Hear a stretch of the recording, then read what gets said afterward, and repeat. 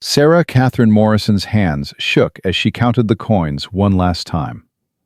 $12.37. That's all that stood between her siblings and the streets. The eviction notice on the table said 30 days, but she knew better. Desperation had a shorter deadline.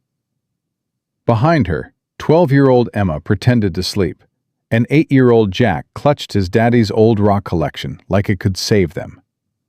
It couldn't. Nothing could. Except maybe the crazy offer from that quiet prospector who needed a wife he didn't love to inherit a mine he didn't talk about. Before we continue Sarah's story, hit that subscribe button and the bell, because you won't believe where this desperate bargain takes her.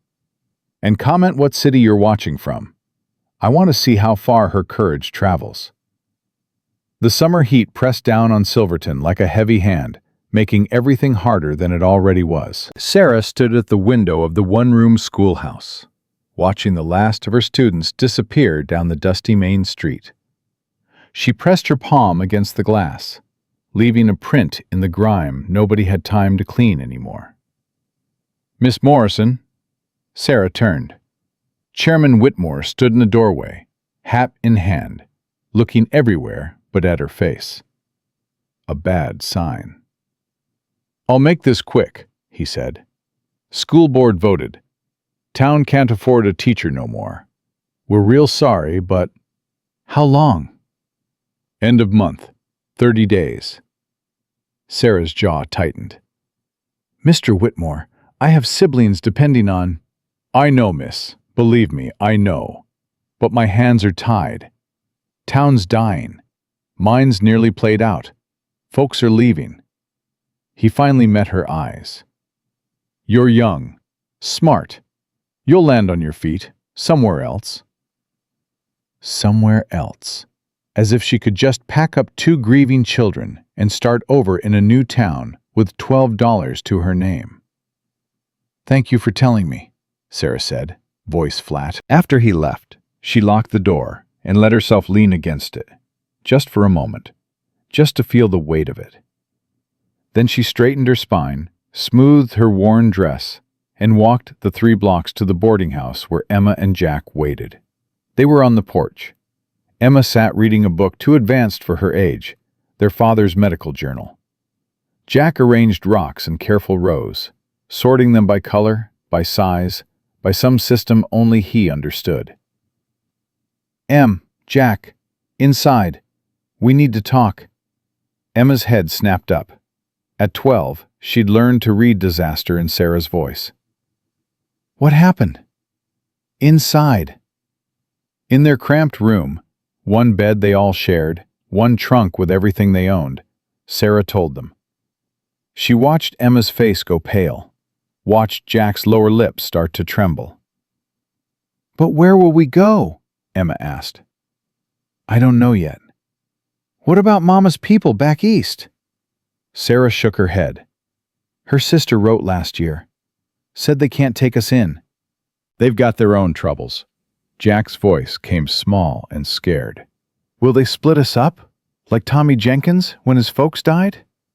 "No." Sarah dropped to her knees, pulling them both close. "You hear me? We stay together. Whatever happens, we stay together." But saying it and making it true were different things. That night, after Emma and Jack finally slept, Sarah lit a candle and did the math again. Rent, $3 weekly. Food, $2 if they ate thin. That left $7 and change to somehow stretch into a new life. She pulled out her father's old journal, not the medical one Emma was reading, but his personal one. She'd read it so many times she could recite passages. But tonight she turned to the last entry, written 3 days before the mine accident took him. "Sarah's got her mother's brains and my stubborn streak. That combination will either save her or ruin her. I'm betting on save." "I hope you bet right, Daddy," she whispered. A knock startled her. Late. Too late for anything good. Sarah grabbed the poker from the cold stove and crept to the door. "Who is it?" James Cooper, ma'am. We met at the assay office last week. I apologize for the hour, but I heard about the school closing, and I've got a proposition that won't wait. Sarah remembered him. Quiet man, maybe early 30s, always covered in rock dust. Worked a claim up in the high country, kept to himself. People said he was odd, polite but distant, educated speech that didn't match his worn-out boots. She opened the door a crack, poker ready. "Mr. Cooper, it's near midnight." "Yes, ma'am. I know it's improper, but I've been trying to work up the courage all day, and if I don't say it now, I'll talk myself out of it." He twisted his hat in his hands. "I need a wife." Sarah blinked. "Excuse me?" Not like that. I mean, not exactly like that." He took a breath, started over. "My partner died 6 months back. His widow's contesting the claim. Judge says the mine goes to me if I'm settled, married, respectable. Otherwise it goes to probate, which means it'll get tied up in court for years.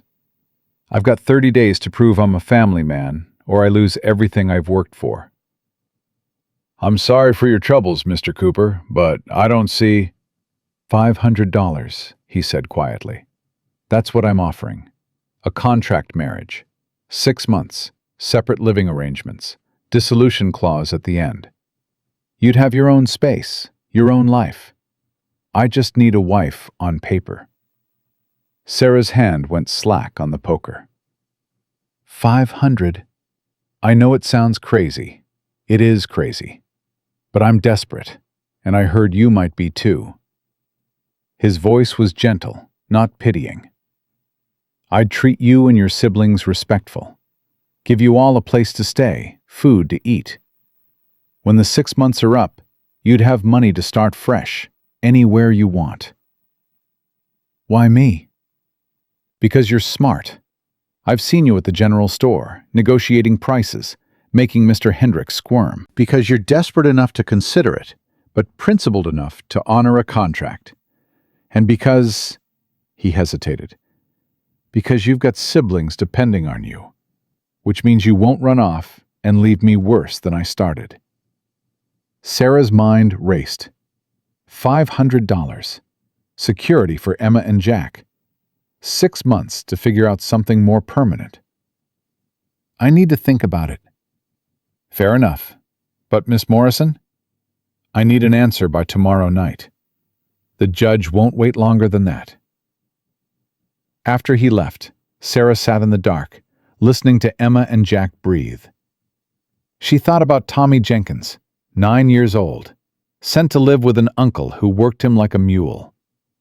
About the look on Emma's face when she'd said they might be split up. About Jack's rock collection, his only connection to a father who taught him the difference between quartz and feldspar before teaching him to read. She thought about pride and propriety and what people would say. Then she thought about survival. When morning came, Sarah sent Emma to fetch Mr. Cooper. He arrived within the hour, hat in hand again, eyes cautious. "I'll do it," Sarah said, "but I have conditions." "I'm listening." "First, Emma and Jack come with me. They're not negotiable." "Of course." "Second, I want it in writing. A real contract, not a handshake. What you're paying, what's expected, what happens at the end. I can have my lawyer draw it up today." "Third, you said separate living arrangements. I want to know exactly what that means." Jace pulled a folded paper from his pocket. "I thought you might ask. This is a map of my claim. The main house has 4 bedrooms. You and your siblings would have the east wing. 2 rooms, your own entrance, a lock on the connecting door. I'd take the west side. We'd share the kitchen and common areas, but your private space is yours." Sarah studied the map. Professional sketching, detailed measurements. This wasn't a rough prospector's claim. This was someone who knew engineering, geology. "What else aren't you telling me, Mr. Cooper?" Something flickered in his eyes. Respect, maybe. "What do you mean?" "Your boots are worn, but your hands are soft under the calluses. You draw like an engineer and talk like you've had university. Men like you don't usually end up doing grunt work in played-out mining towns." She crossed her arms. "So what's the real story?" Jace was quiet for a long moment. Then he smiled. Small, genuine. "You're sharper than I expected." "Is that a problem?" "No, ma'am. It's a relief." He gestured to the chair. "May I sit? This might take a minute." Sarah nodded. "I'm from Boston," Jace said. "Family's in banking. They expected me to follow suit. Wear a suit, count money, marry someone appropriate. But I wanted to study geology. They said it was beneath me. We fought. I left. And came west. Worked my way up from day laborer to prospector. Found a partner who knew the mountains. We worked a claim together for 3 years." His voice went rough. "Then he died. Cave-in. I tried to save him, but—" "I'm sorry." "Thank you. His widow blames me. Maybe she's right. But I'm not losing the claim, too. It's all I've got left of him." He looked at her directly. "That's the real story, Miss Morrison. I'm a banker's son playing at prospecting, trying to prove I can make something of myself without family money. And right now, I need help doing it." "Why not just go home? Apologize to your family." "Because that would mean admitting they were right." The words came out bitter. "That I can't survive on my own. That I need them. I'd rather lose everything than give them that satisfaction." Sarah understood that. Pride was expensive, but sometimes it was all you had. "One more condition," she said. "Yes?" "If at any point you become a danger to me or my siblings, the contract is void, and you pay me the full amount anyway." "Agreed. Same condition applies to you." They looked at each other. Two desperate people making a crazy bargain. "We got a deal, Mr. Cooper?" Jace stood, offering his hand. "We got a deal, Miss Morrison." His handshake was firm, his palm warm. Sarah noticed he had a callus on his right ring finger, from holding a pencil, not a pickaxe. More evidence of the education he'd walked away from. "When?" she asked. "Tomorrow morning. I'll have the contract ready. We'll sign it, then head to the church. Preacher owes me a favor. He'll do a quick ceremony. We can be at the claim by nightfall." "That fast?" "The judge's deadline doesn't leave much room for courtship, ma'am." "Right." Sarah's stomach flipped. This was really happening. "I'll have our things packed." "Pack light. I can provide what you need up there. Bring personal items, clothes, anything with sentimental value. The rest we can get." After he left, Sarah sat down heavily. Emma appeared in the doorway, still in her nightgown. "I heard," she said quietly. Are you sure about this, Sarah? We don't know him." "We don't have much choice." "There's always a choice." "Not always." Sarah pulled Emma close. "Listen to me. This is temporary. 6 months. We stay together. We get money to start over somewhere better. It's not perfect, but it's safe." "Is it? Safe?" "I think so. He's desperate too. That makes him honest." Emma pulled back, her young face looking far too old. "Mama wouldn't like this." "Mama's not here." The words came out harsher than intended. Sarah softened her voice. "If she was, we wouldn't have to do this. But we're alone, Em. This is how we survive." The next morning, Jace arrived with a lawyer named Peterson and a contract written in clean legal script. Sarah read every word while the lawyer waited impatiently, and Jace stood quiet by the window. "This clause here," Sarah pointed, "it says I'm responsible for household management. Define that." Peterson blinked. "I beg your pardon? I want to know what it means. Cooking? Cleaning? Am I expected to run his house like a servant?" "Miss Morrison, it's standard language. I don't care if it's standard. I want it clear. Jace turned from the window. Mr. Peterson, strike that clause. Replace it with household duties to be negotiated between parties. That work for you, Miss Morrison? Yes. They went through the entire contract that way. Sarah questioning, Jace clarifying, Peterson looking increasingly irritated. By the end, the margins were full of amendments. This is highly irregular, Peterson muttered. So's the whole arrangement, Sarah said. But at least now we both know what we're signing. The ceremony was brief. Preacher Williams looked confused but game, reading through the vows while Emma held Jack's hand tight, and Jace's prospector friend Sam served as witness. Do you, Sarah Catherine Morrison, take this man? I do. And do you, James Nathaniel Cooper? I do. Then by the power vested in me, I pronounce you man and wife. No kiss, no celebration, just signatures in a book and a handful of words that changed everything. Jace paid the preacher, thanked Sam, and turned to Sarah. Ready? As I'll ever be. They loaded Sarah's trunk into a wagon. Everything 3 people owned fit in one box. The irony wasn't lost on her. Emma climbed up next to her, jaw set in stubborn distrust. Jack scrambled into the back with his rocks, arranging them carefully so none would break on the journey. How far? Sarah asked as Jace took the reins. 3 hours if the weather holds. The claim's up in the high country, past where most folks bother to look. Why so remote? Because that's where the interesting geology is, and because... He paused. Because I like being away from town. People ask fewer questions. They rode in silence, the wagon creaking over rough mountain roads. Sarah watched the landscape change from scrub brush to pine forest, the air growing cooler and cleaner.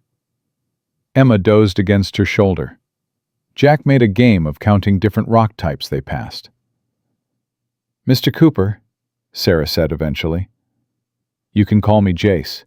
We're married now, after all, even if it's just on paper. Jace, then. What should I tell people who ask about us? The truth, mostly. We met in Silverton, got married quick. You needed security, I needed a wife. Folks will talk either way. Might as well give them facts instead of wild speculation. You don't care what people think? I cared what people thought for 26 years. It made me miserable. So no, ma'am. I don't care anymore. Sarah liked that answer more than she expected to. The sun was starting to lower when Jace guided the wagon off the main road onto a narrow track barely visible through the trees. Sarah's unease grew. They were truly in the middle of nowhere now. Jace, how much further? Just over this ridge. They climbed. The wagon struggled on the steep grade. Jace got down to walk beside the horses, coaxing them forward. Sarah saw his patience with the animals, the gentle way he steadied them. Then they crested the ridge, and Sarah's breath caught. The valley below was hidden, sheltered by mountains on 3 sides. A stream ran through the center, catching the late sun. And there, nestled against the western slope, was not a rough prospector's cabin, but a proper house. 2 stories, solid timber, with windows that reflected gold in the dying light. What? Sarah started. Welcome home, Mrs. Cooper, Jace said quietly.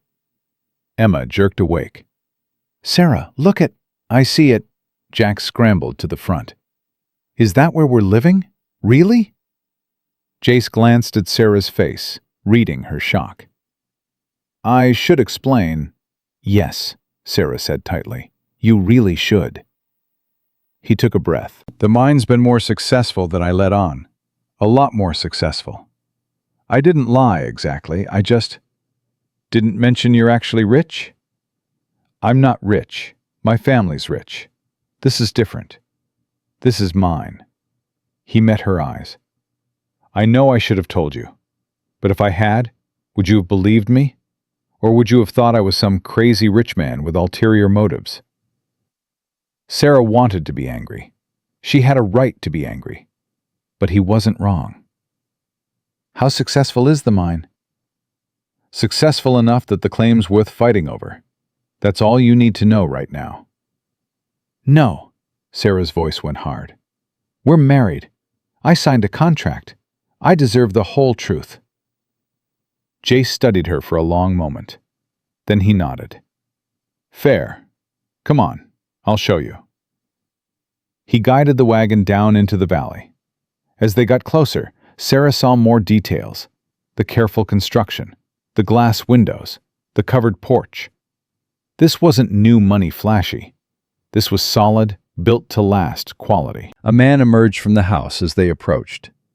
Tall, dark-skinned, maybe 40, with the build of someone who did hard physical work. He looked at Jace, then at Sarah and the children, and raised an eyebrow. Sam, meet Sarah, my wife, and her siblings, Emma and Jack. Sam's expression didn't change, but something flickered in his eyes. Surprise, maybe, or concern. Ma'am, he said, tipping his hat. Welcome. I'm Samuel Washington. I work the claim with Jace. Pleased to meet you, Mr. Washington. Just Sam is fine. He looked at Jace. You actually did it. I actually did it. Lord help us all. But Sam was smiling slightly. He turned to Emma and Jack. You two look hungry. There's stew on the stove and bread from this morning. Come on. Emma looked at Sarah for permission. Sarah nodded, and the children followed Sam into the house, Jack already peppering him with questions about rocks.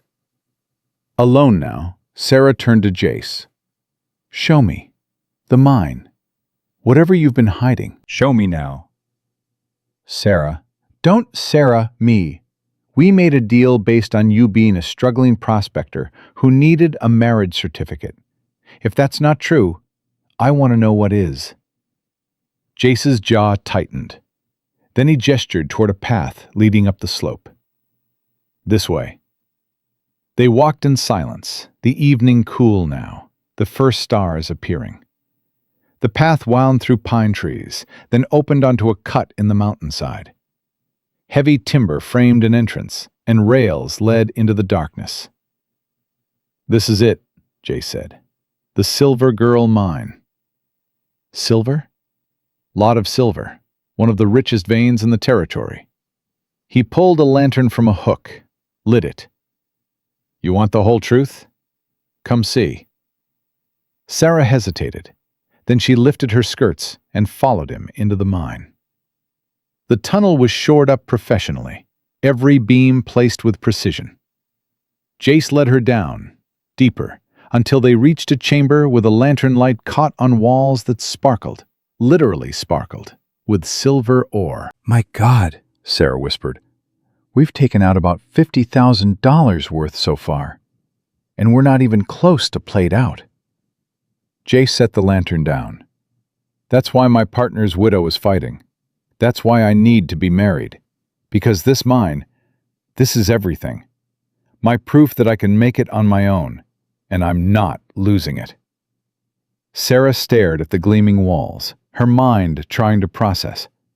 $50,000. More money than she could imagine.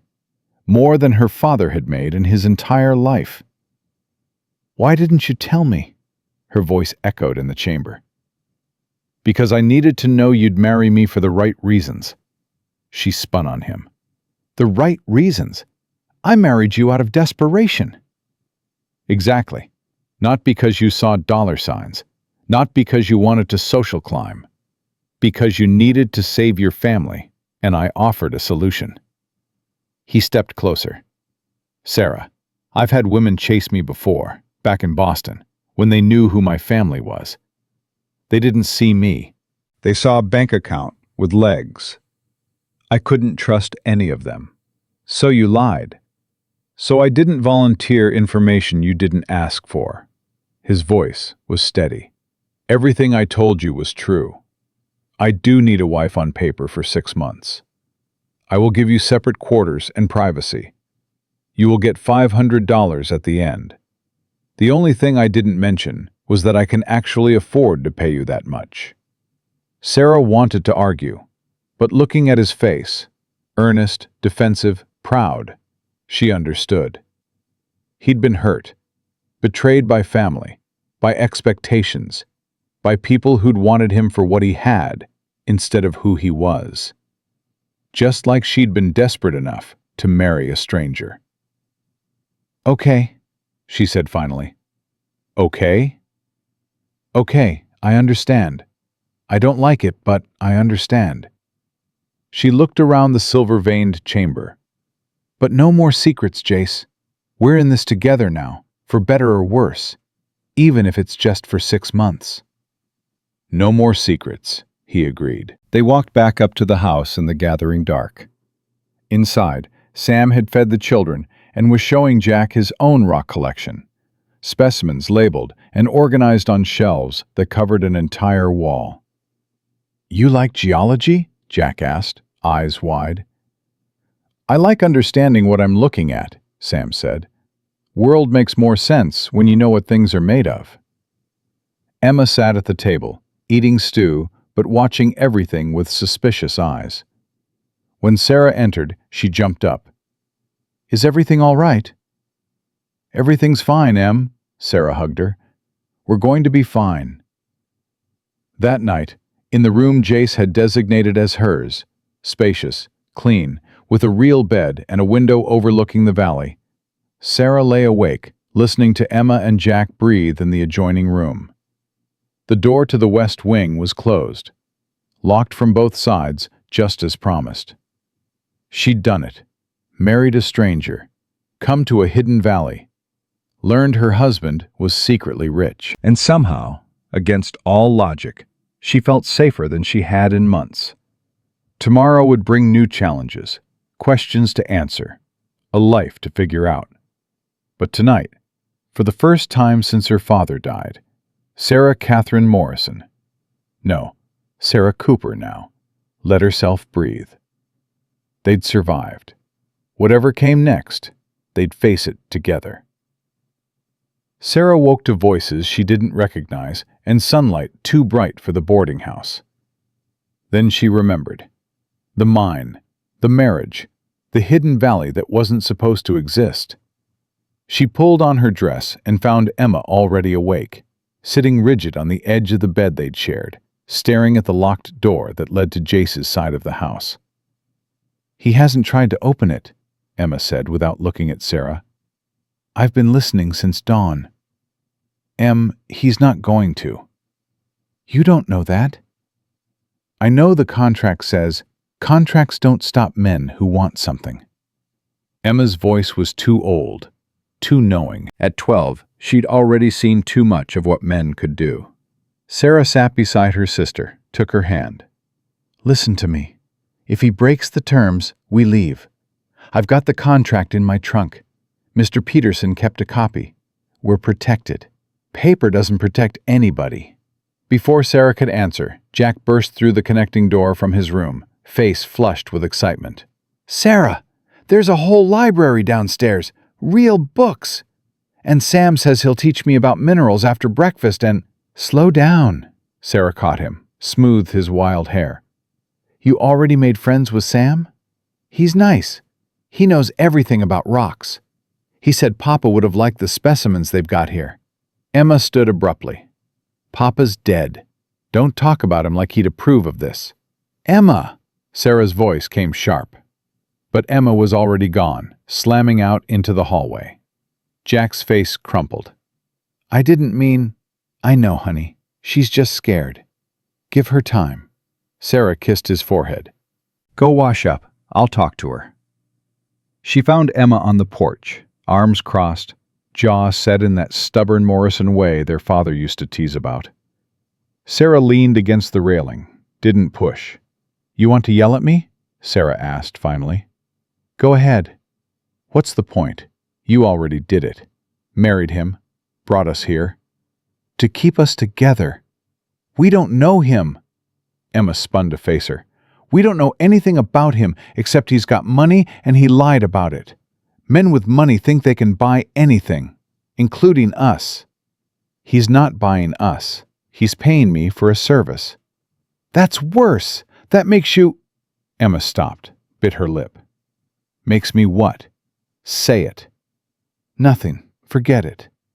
"Emma Catherine Morrison, finish what you started." Emma's eyes filled with tears. "It makes you like Mama, marrying for security instead of love. And look how that turned out. She died giving birth to a man's baby when she didn't even love him anymore." The words hit like a slap. Their mother's second marriage had been desperate too. A widowed ranch hand who'd promised stability. Instead, he'd given her isolation, hard work, and a pregnancy that killed her. Sarah pulled Emma close despite her resistance. "I'm not Mama. This is different." "How?" "Because I know exactly what this is. A business arrangement. 6 months and we're free, with enough money to start over anywhere we want." She tilted Emma's chin up. "I'm not falling in love with him. I'm not having his babies. I'm surviving. That's all." "Promise?" "I promise." Emma leaned into her then, small and scared under all that anger. Sarah held her and tried to believe her own words. Inside, Sam had breakfast laid out. Real eggs, fresh bread, butter that tasted like it came from a cow that ate good grass. Jack was already eating like he'd never seen food before. Jace stood at the stove, flipping pancakes with surprising competence. He glanced up when Sarah and Emma entered. "Morning. Hope you're hungry." "Where'd all this come from?" Sarah asked. "Sam keeps chickens. We trade with the ranch about 10 miles south for dairy and meat."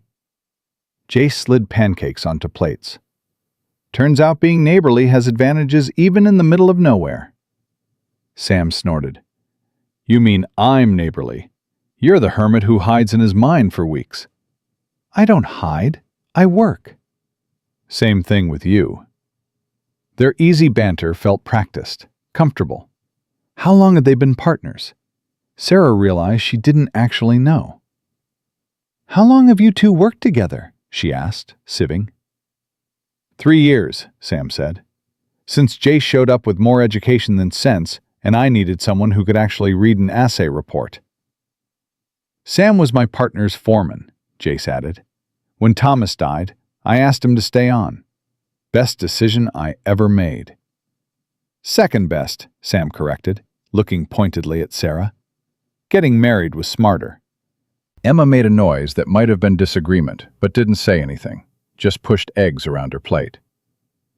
After breakfast, Jace cleared his throat. "Sarah, can we talk? About how this is going to work?" "Sure." She followed him to a room he called his office, shelves full of books, maps covering the walls, a desk buried under geological surveys and claim papers. He closed the door. "I want to be clear about expectations." "All right." "The marriage certificate satisfies the judge's requirement, but we need to look married. That means occasional trips to town together, church on Sundays, acting like a normal couple in public." "Define acting." "Polite, friendly. I won't ask you to," he gestured vaguely, "to be affectionate or anything, but we can't look like strangers who happen to share a house." "I can manage polite and friendly." "Good." He pulled a ledger from the desk. "Now, about household money. You'll need funds for supplies, anything you and the kids need. I'm setting up an account in town under your name. You can draw on it as needed." Sarah stared. "You're giving me access to your money?" "Our money. Legally, what's mine is yours now." He met her eyes. "The contract says 6 months, but while we're married, you're entitled to financial security. I won't have you or the kids going without." That's very generous." "It's practical. Can't have my wife looking shabby. People would talk." But there was something else in his voice. Not just practicality. Something softer. "Jace, can I ask you something?" "Why did you really pick me? You said I was smart and desperate, but so are half the women in Silverton. What made you knock on my door specifically?" He was quiet for a long moment, fingers drumming on the desk. "I watched you with your siblings, at the general store, at the church social last month. The way you protected them, provided for them. You didn't just take care of them. You fought for them." He looked up. "My mother died when I was 10. My father remarried within 6 months. My stepmother wasn't cruel, exactly, but she didn't fight for us. She just existed alongside us. I wanted someone who'd fight, even if it's just for 6 months." Sarah's throat tightened. "I'll fight for them. Always." "I know. That's why I chose you." A knock interrupted. Sam poked his head in. "Jace, we got a problem. Ryder just came up from town."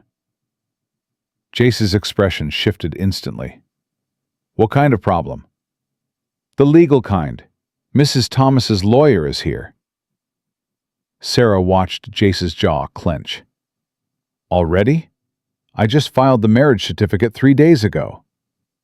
"Apparently she moves fast." Sam glanced at Sarah. "You might want to be part of this conversation." The lawyer was a thin man with a sharp face and sharper eyes. He stood in the main room holding a leather case, looking around like he was cataloging everything for later use. "Mr. Cooper," he said when Jace entered, "I'm Herbert Gaines, representing Mrs. Violet Thomas. I believe you know why I'm here." "I can guess." "My client contests your claim to the Silver Girl mine on the grounds that her late husband was full partner, not merely an employee. As such, she's entitled to 50% ownership. Thomas and I had a verbal agreement, not a partnership contract." "Verbal agreements are notoriously difficult to prove in court." Gaines smiled without warmth. "However, there is the matter of your recent marriage. The judge's requirement was that you demonstrate stability and commitment to the community. Marrying a desperate school teacher 3 days before the deadline does seem rather convenient, wouldn't you say?" Sarah stepped forward before she could stop herself. "Convenient for whom, Mr. Gaines?" He turned to her, eyebrows raised. "I beg your pardon?" "You called me a desperate school teacher, like that makes our marriage invalid. But desperation doesn't mean dishonest. My husband needed a wife. I needed security for my family. We made an honest agreement. Is there something illegal about that?" "Not illegal, Mrs. Cooper. Just suspicious." "Suspicious to whom? Your client, who wants to profit from her husband's work without having done any of it herself? Or to you, who stands to make a nice fee if you can break a legal marriage?" Gaines's smile tightened. "Mrs. Thomas worked alongside her husband for 2 years before his death. She has every right. She has the rights the law gives her," Jace interrupted, "which don't include 50% of my mine. Thomas was a foreman. A damn good one, but a foreman. I have the claim deed, the assay reports, every piece of paper showing I owned this mine before he ever set foot on it." "Papers can be disputed." "Then dispute them in court. But you're not getting access to the mine, my house, or my wife while you do it." Gaines pulled a document from his case. "Actually, Mrs. Thomas is requesting a full accounting of the mine's production for the past 3 years, and she's asking the court to appoint a temporary overseer until the case is settled." "An overseer?" Sam's voice went dangerous. "You mean someone to sit here and watch us work while your client decides how much she wants to steal?" "I mean someone to ensure fair accounting of assets." "The answer is no," Jace said flatly. "Then we'll see you in court next month. And Mr. Cooper," Gaines tucked the document away, "the judge will be very interested in the timing of your marriage. Very interested indeed." After he left, Jace stood silent, hands fisted at his sides. Sam muttered something that sounded like a curse. Sarah waited. "How bad is this?" she asked finally. "Bad." Jace turned to her. "He's going to argue our marriage is fraudulent. A sham to meet the court's requirement." "But it's not fraudulent. We're legally married." "Legally, yes. But if the judge believes we married solely to satisfy his order, he could invalidate it. Which means the mine goes to probate, which means Violet Thomas gets her claws in it while it's tied up in court for years." Sarah's mind raced. "Then we prove it's real." "How?" "We act like a real married couple. Not just polite in public, actually married. You said people would talk if I look shabby. Let them talk about how devoted we are instead." Sam looked between them. "She's right. You want to beat this. You need to make that lawyer and his client believe this marriage is the real thing." "That's not what we agreed to," Jay said, looking at Sarah. "The contract says separate lives." "The contract says 6 months. It doesn't say anything about how we spend those 6 months." Sarah stepped closer. "You need this mine. I need that $500 at the end. We both need this to work. So we make it convincing." "You're asking to pretend to be in love with me?" "I'm asking to pretend to be married to you. There's a difference." Jace studied her face. "What about your sister? She already doesn't trust me. This'll make it worse." "Emma will survive. She's tougher than she looks." Sarah held out her hand. "Do we have a deal?" He took her hand. His palm was warm, calloused in unexpected places. "Deal. But Sarah..." "What?" "If this gets too hard, if pretending becomes too much, you tell me. We'll find another way." She nodded, not trusting her voice. Because the truth was, pretending was already harder than she'd expected. Standing this close to him, seeing the worry in his eyes, feeling his hand in hers, it didn't feel like pretending at all. That night, Sarah explained the new arrangement to Emma and Jack over dinner. Jack shrugged. "So we're just staying here like a real family? That's fine. I like it here." Emma's fork clattered onto her plate. "You're joking." "I'm not." "Sarah, you can't. We can't just..." Emma stood, chair scraping. "This wasn't the plan. Plans change. Not like this. You said 6 months and we'd leave. You promised you wouldn't fall for him." "I'm not falling for anyone. I'm doing what's necessary to protect us." "By pretending to be his wife? By lying to everyone?" "By honoring the contract we signed." Sarah's voice rose despite herself. "Emma, I know you're scared, but we don't have options here. We make this work or we lose everything." "We already lost everything. When Papa died, when Mama died, when you married a stranger." Emma's eyes were bright with tears. "And now you want me to pretend it's okay? To smile and call him family?" "I want you to trust me." "I did trust you, and you brought us here." She ran. Sarah started to follow, but Sam's hand on her arm stopped her. "Let her go," he said quietly. "Girl's grieving. Not just for her parents, for the life she thought she'd have. Give her time." "She hates me." "She loves you. That's why it hurts so much." Sam's words made sense, but they didn't make Sarah feel better. She finished dinner in silence, helped clean up, and retreated to her room where she could hear Emma crying through the thin wall. Jack appeared in her doorway, clutching his rock collection. "Is Em going to be okay?" "Eventually." "What if she's not?" "Then we'll deal with it." Sarah pulled him into a hug. "Don't worry, Jack. We're going to be fine." "Promise?" She couldn't promise, but she said it anyway. "Promise." Later, after Jack fell asleep, Sarah sat at the small desk in her room and pulled out paper. She needed to write this down, needed to make sense of it. A soft knock came from the connecting door. Jace's voice filtered through. "Sarah, you awake?" She unlocked the door. He stood in shirt sleeves, hair disheveled like he'd been running his hands through it. "Can't sleep either?" he asked. "Too much thinking." "Yeah." He leaned against the doorframe. "I'm sorry about Emma, about all of this getting more complicated. It's not your fault." "Isn't it? I'm the one who dragged you into this mess." I walked into it with my eyes open. Sarah gestured to the chair by her desk. "You want to come in? Talk?" He hesitated. "Is that appropriate?" "We're married, remember? Even if it's fake, people will expect us to spend time together. Might as well practice." He came in, settled into the chair while Sarah sat on the bed, tucking her feet under her nightgown. "Tell me about Thomas," she said. "Your partner. What was he like?" Jace's expression softened. "He was good. Salt of the earth type. Knew these mountains better than anyone. He taught me how to really look at rock formations, how to read the land. He was patient with my city boy ignorance, never made me feel stupid for not knowing things."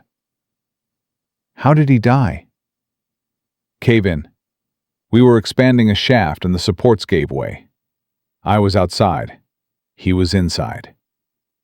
Jace's voice went rough. "I tried to dig him out. Sam and I both did.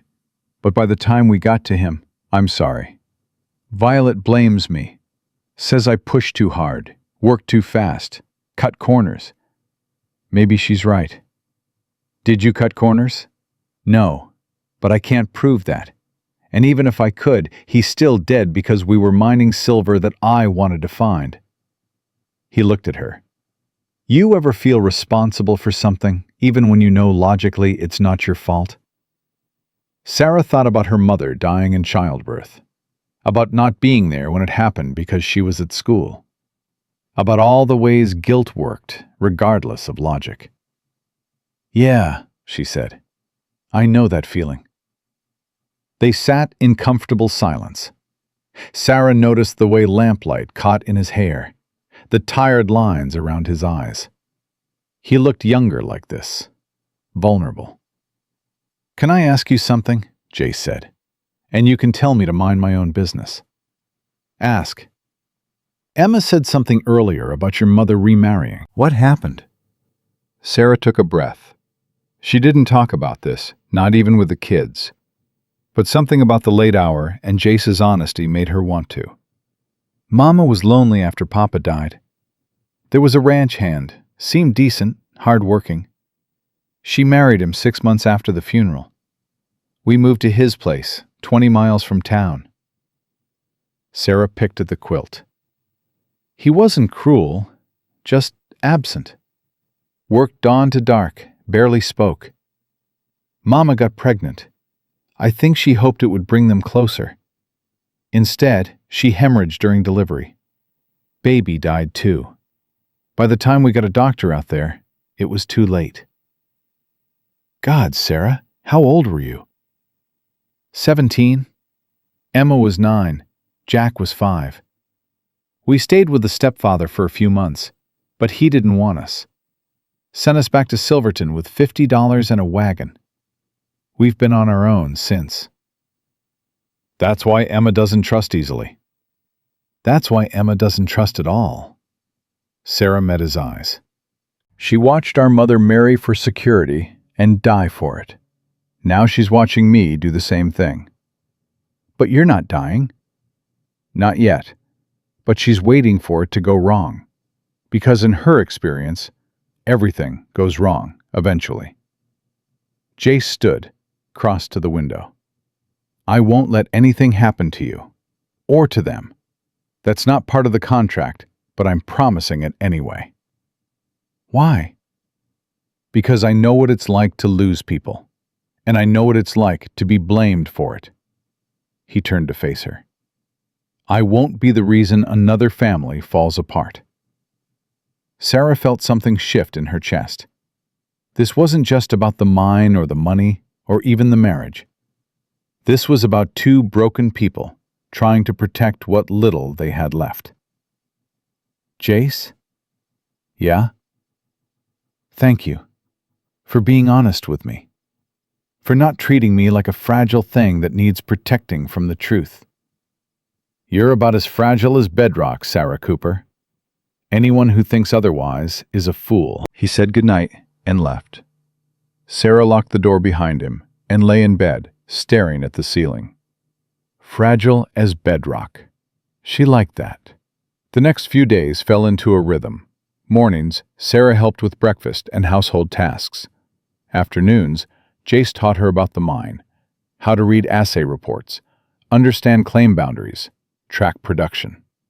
Evenings, they'd sit together in the main room while Jack did homework, and Emma maintained her stubborn silence. On the fourth day, Sam cornered Sarah while Jace was working the mine. "Can we talk?" he asked. "Sure." They walked to the stream that ran through the valley. Sam picked up a flat stone, skipped it across the water. "I'm going to tell you something Jace won't," he said, "and you can't let on that you know." "All right." Thomas's death wasn't an accident. Sarah's blood went cold. "What do you mean?" "I mean the supports were tampered with, cut partway through so they'd give under pressure." "I found the marks myself, showed them to Jace." Sam skipped another stone. He didn't want to believe it, still doesn't, not really. But someone wanted Thomas dead. Who? Don't know. Could have been claim jumpers, could have been business rivals, could have been someone with a personal grudge. But Jace has been running himself ragged trying to figure it out, while also keeping the mine going and dealing with Violet's lawsuit. "Why are you telling me this?" Sam turned to face her. "Because you need to know what you married into. This isn't just about money and legal battles. Someone killed Thomas and made it look like an accident. And as long as Jace owns this mine, he's got a target on his back." "Does Violet know?" "Don't think so. She's just greedy, not murderous. But there's someone else out there, someone who wants this mine bad enough to kill for it." Sam's expression was grim. "You and those kids are in danger just by being here. I thought you should know." Sarah processed this, her mind racing. "Does Jace know you're telling me?" "No, and he'd be pissed if he found out. He's trying to protect you by keeping you ignorant. But I figure you're the type who'd rather know the truth and make your own choices." "You're right." Sarah looked back at the house where Emma and Jack were. "What should I do?" "Keep your eyes open. Don't go anywhere alone. And if you see anything strange, anyone watching the property, anyone asking too many questions in town, you tell me or Jace immediately." "Sam, should I take the kids and leave?" He considered. "That's your call. But if someone's watching, leaving might make you more vulnerable. At least here, we can protect you." Sarah wanted to argue, wanted to grab her siblings and run. But where would they go? They had no money, no home, no family. They were safer here with Jace and Sam than they'd be anywhere else. "I'll stay," she said. "But if anything happens to Emma or Jack..." "Won't let it. You got my word." That night, Sarah couldn't stop looking at shadows, jumping at sounds. Emma noticed. "What's wrong with you?" she asked at dinner. "Nothing, just tired." But Jace noticed too. After the kids went to bed, he found Sarah on the porch. "Sam told you," he said flatly. "He thought I should know." "Damn it!" Jace hit the railing. "I told him to keep it quiet." "Why? Because you think I can't handle it?" "Because I didn't want to scare you." "Well, I'm scared. But I'd rather be scared and informed than scared and ignorant." Sarah stood, facing him. "Someone killed your partner. Someone might want to kill you. And you thought you'd just keep that from your wife?" "You're not really my wife." The words hit harder than they should have. Sarah stepped back. "Right," she said coldly. "Just a contract. 6 months and done." Why should you trust me with the truth?" She turned to go inside, but Jace caught her arm. "Sarah, wait. I didn't mean it like that." "And how did you mean it?" "I meant," he struggled, "I meant you didn't sign up for this. The danger, the threat. You signed up for a simple arrangement, not a target on your back." "Too late now. We're all targets, apparently." "Which is why I'm trying to keep you safe." "By lying to me? That's not safety, Jace. That's control. And I've had enough men try to control me for my own good."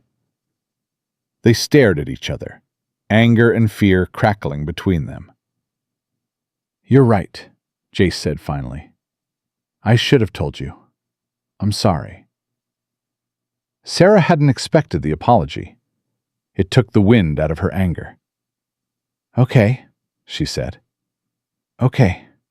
Thank you. From now on, no more secrets. You want to know something, ask. I'll tell you the truth." "Even if it's scary?" "Especially if it's scary. You're tougher than I give you credit for." "Damn right I am." They almost smiled at each other. Then a sound from the tree line made them both freeze. Jace's hand went to the rifle leaning by the door. "Get inside. Lock the door. Don't open it unless you hear my voice." "Jace!" "Now, Sarah." She went, pulse hammering, and gathered Emma and Jack into her room. Emma didn't ask questions, just held Jack close while Sarah listened at the window. Voices outside.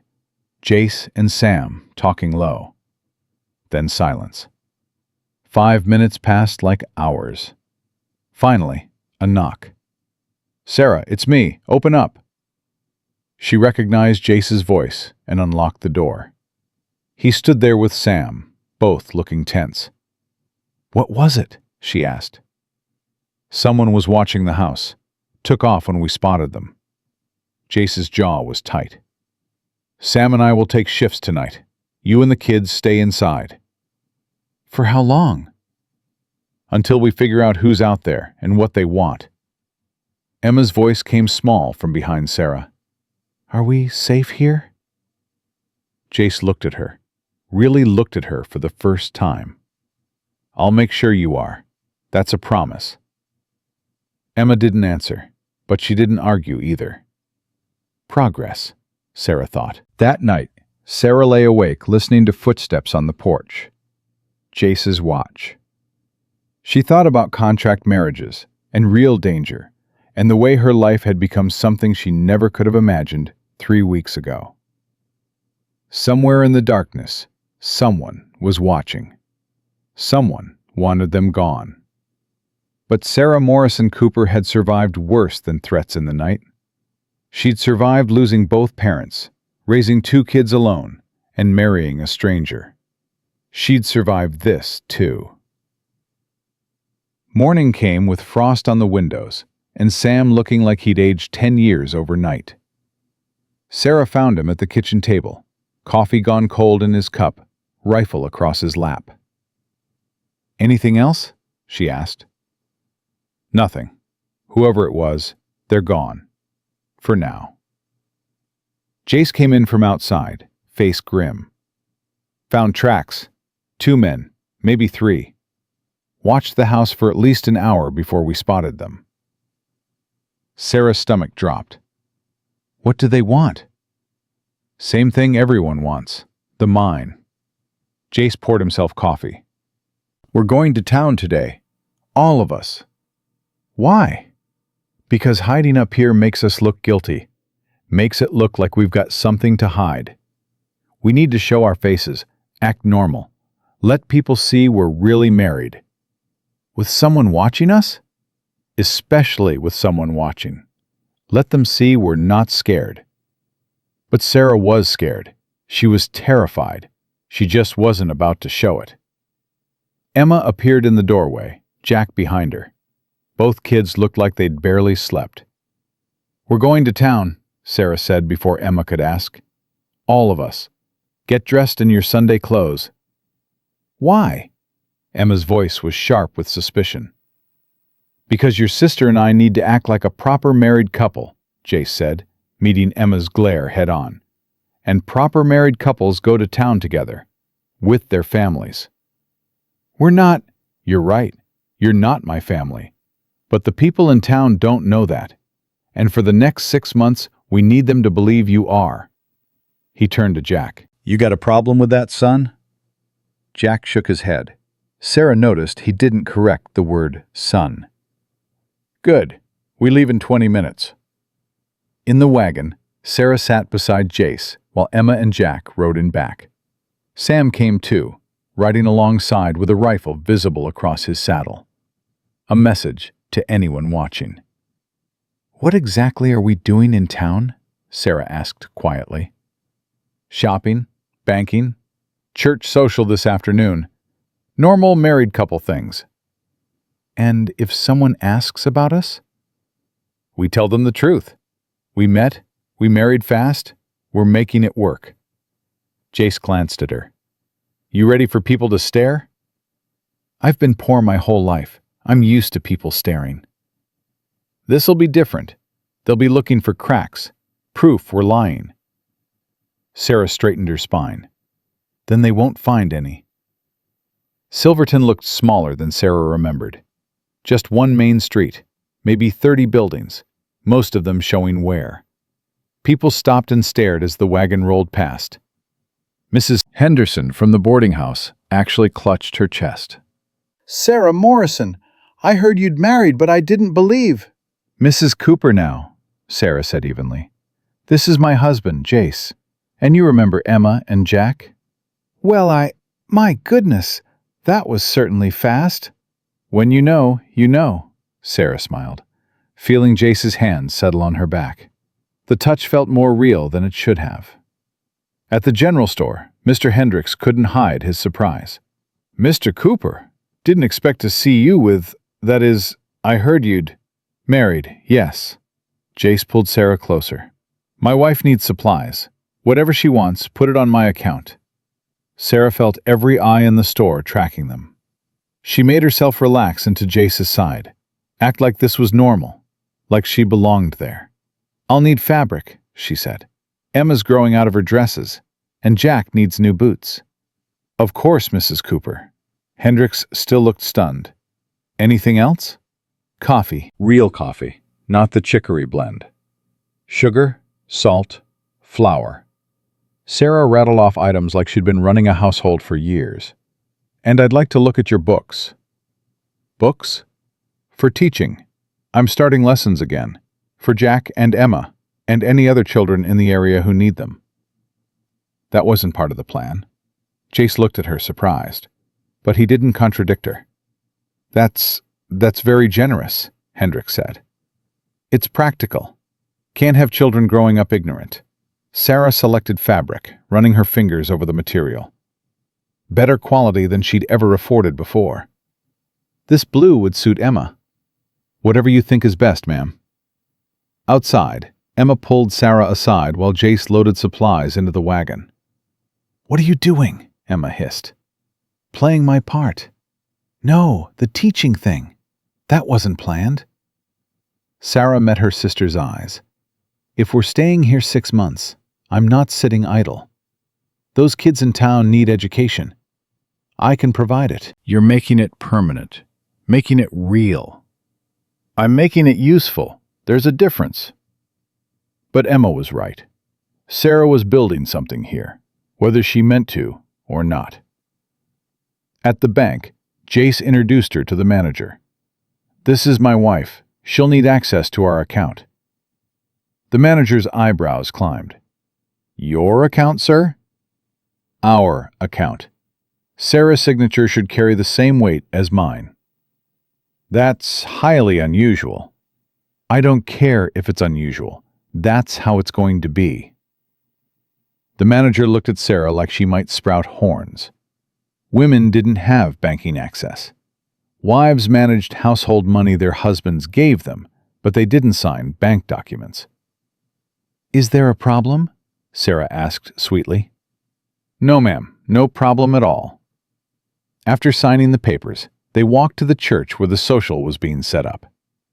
Sarah felt Jace's hand on her back again, steering her. Protective. Possessive, even. "You're really committing to this," she murmured. So are you. "Teaching? Why not? I'm good at it. Might as well use the skill." "I'm not objecting. I'm just surprised." Get used to it. I'm full of surprises. His smile was quick, genuine. "I'm starting to learn that." At the church, the women descended on Sarah like crows on carrion. Mrs. Patterson, Mrs. Wilson, Mrs. Chen from the restaurant, all of them with questions barely disguised as pleasantries. "How did you meet?" "In town. He needed a wife. I needed security." "And you just married him? Just like that?" "Just like that. Sometimes the best decisions are the quick ones." "But dear, you barely know him." "I know enough." Sarah looked across the yard where Jace stood talking with other men, Jack at his side.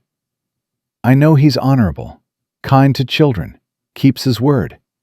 What else do I need to know?" That shut them up, at least temporarily. Then Violet Thomas arrived, and the temperature dropped 10 degrees.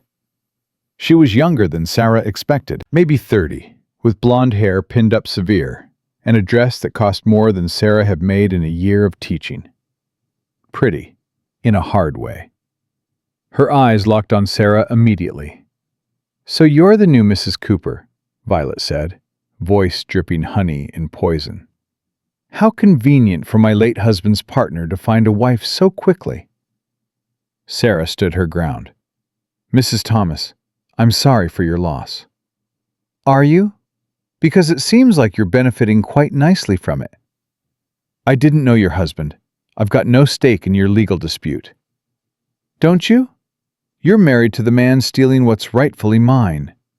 "He's not stealing anything. The mine is his." "So he's told you. Interesting how quickly you've taken his side." Jace materialized at Sarah's elbow. "Violet, I didn't expect to see you here." "Why not? I'm still part of this community, still grieving my husband." Violet's eyes were cold. "Still fighting for what he died for." "Thomas didn't die for a mine. He died in an accident." "Did he?"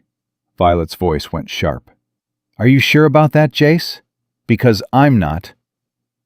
The implication hung heavy. Sarah felt Jace tense beside her. "What are you saying?" he asked quietly. "I'm saying maybe you should ask yourself who benefits from my husband's death. Who gets everything while I get nothing?" Violet smiled, brittle as glass. "See you in court, Mr. Cooper. You and your convenient bride." She swept away, leaving whispers in her wake. "She thinks you killed him," Sarah said under her breath. "I know." "Did you?" Jace looked at her, hurt flashing across his face. "You really have to ask?" "I'm asking so you can answer, so we're clear." "No, Sarah, I didn't kill my partner. I'd have died to save him if I could." She believed him. She didn't know why, but she did. Emma found them then, face pale. "Jack's missing." Sarah's heart stopped. "What?" "He was right here, looking at the horses, and then I turned around and he was gone." Jace was already moving. "How long?" 5 minutes, maybe less. "Sam!" Jace's voice carried across the yard. "Jack's missing. Spread out!" People scattered. Sarah fought down panic, forced herself to think. Where would Jack go? What would draw him away? "The creek," she said suddenly. "He loves looking for rocks by water." They ran. Sarah, Jace, Emma, Sam, half the town following. The creek ran behind the church, down a steep embankment. Sarah's dress caught on brambles, but she didn't stop. Then she heard it. Jack's voice, scared and small. "Sarah, help!" He was in the water. The current had him, pulling him toward where the creek narrowed and rushed over rocks. He was struggling, going under. Jace didn't hesitate. He jumped in, coat and boots still on, fighting the current to reach Jack. Sarah watched, unable to breathe, as Jace grabbed Jack and pulled him close. But the current was strong. Too strong. They were both going downstream, toward the rocks. Sam was already moving along the bank, rope in hand. He threw it. Jace caught it with one hand, Jack clutched tight with the other. Together, they pulled them in. Jack came up coughing, crying, terrified. Sarah grabbed him, held him close, felt him shaking. I'm sorry, Jack sobbed. I saw a shiny rock and I thought... Hush, you're safe now. You're safe. Jace climbed out, water streaming from his clothes, breathing hard. Emma stood frozen, staring at him. You saved him, Emma said, voice strange. Of course I did. You didn't even think. You just jumped in. He's a kid. Jace stopped, corrected himself. Your brother. Of course I jumped in. Emma's face crumpled. Then she was crying, harsh sobs she'd been holding back for days. Sarah reached for her, but Emma moved past her to Jace, burying her face against his wet coat. Thank you, Emma choked out. Thank you for saving him. Jace's arms came up slowly, carefully, to hold her. He looked at Sarah over Emma's head, eyes wide with surprise and something softer. Sarah felt something shift in her chest. This wasn't acting anymore. This wasn't pretending for the town. This was real. Later, back at the house, Sarah got Jack into dry clothes and put him to bed, despite his protests that it was only afternoon. Emma sat with him, holding his hand, not talking. Sarah found Jace in his room, changed into dry clothes, staring out the window. "Thank you," she said. "Don't. I didn't do anything special." You saved my brother's life. That's pretty damn special. He turned to face her. "Sarah, I need to tell you something." What? Violet's not wrong. Someone probably did kill Thomas. And whoever did it is still out there. Which means every time you and the kids go to town, every time you step outside this house, you're in danger. We've been over this. No, listen. I've been thinking about the contract, about ending it early, giving you the money and sending you somewhere safe. Sarah's stomach dropped. You want us to leave? I want you safe. That's not what I asked. Jace was quiet for a long moment. No, I don't want you to leave. But I can't ask you to stay in danger just because I need a wife on paper. What if I'm not staying for the paper anymore? The words hung between them. Sarah hadn't meant to say them, but they were true. Sarah, Emma trusts you now. Jack hero worships you, and I... She stopped, not ready to finish that sentence. We're staying until the 6 months are up, maybe longer. That's my choice. Maybe longer? Don't read too much into it. I just mean, if teaching works out, if we're settled, we'll see. But they both knew she meant more than that. A knock interrupted. Sam's voice came urgent. "Jace, Sarah, you need to see this." They followed him outside. He led them to the tree line where he'd found the tracks the night before. "Look," Sam said, pointing. Someone had carved a message into a tree trunk. Fresh cuts, still weeping sap. "Leave or die." Sarah felt cold despite the afternoon sun. Jack's near drowning suddenly felt less like an accident. "They were here today," Jace said, "while we were in town. They waited until the house was empty." "To threaten us," Sarah said. "Or to remind us they can get close whenever they want." Sam checked his rifle. "We need more men watching this place." "Who can we trust?" "Not many. But I've got contacts. Let me make some inquiries." After Sam left, Sarah stood staring at the carved words. "Leave or die." Simple, direct, terrifying. "We should tell the sheriff," she said. "The sheriff's the judge's brother-in-law. Same judge hearing Violet's case. Can't trust him." Then what do we do? "We prepare. We stay alert. And we don't show fear." Sarah laughed, brittle. Too late. I'm terrified. "Good. Fear keeps you careful." Jace took her hand. But Sarah, if you want to take the kids and go, I won't stop you. I'll give you money, help you get somewhere safe. I won't hold you to the contract. Stop offering me an out. Stop being stubborn. I'm not being stubborn. I'm being practical. Running makes us look guilty. Staying proves we've got nothing to hide. Staying could get you killed. Living could get me killed. At least here I'm making decent money while I risk it. That surprised a laugh out of him. You're impossible. You're just now figuring that out?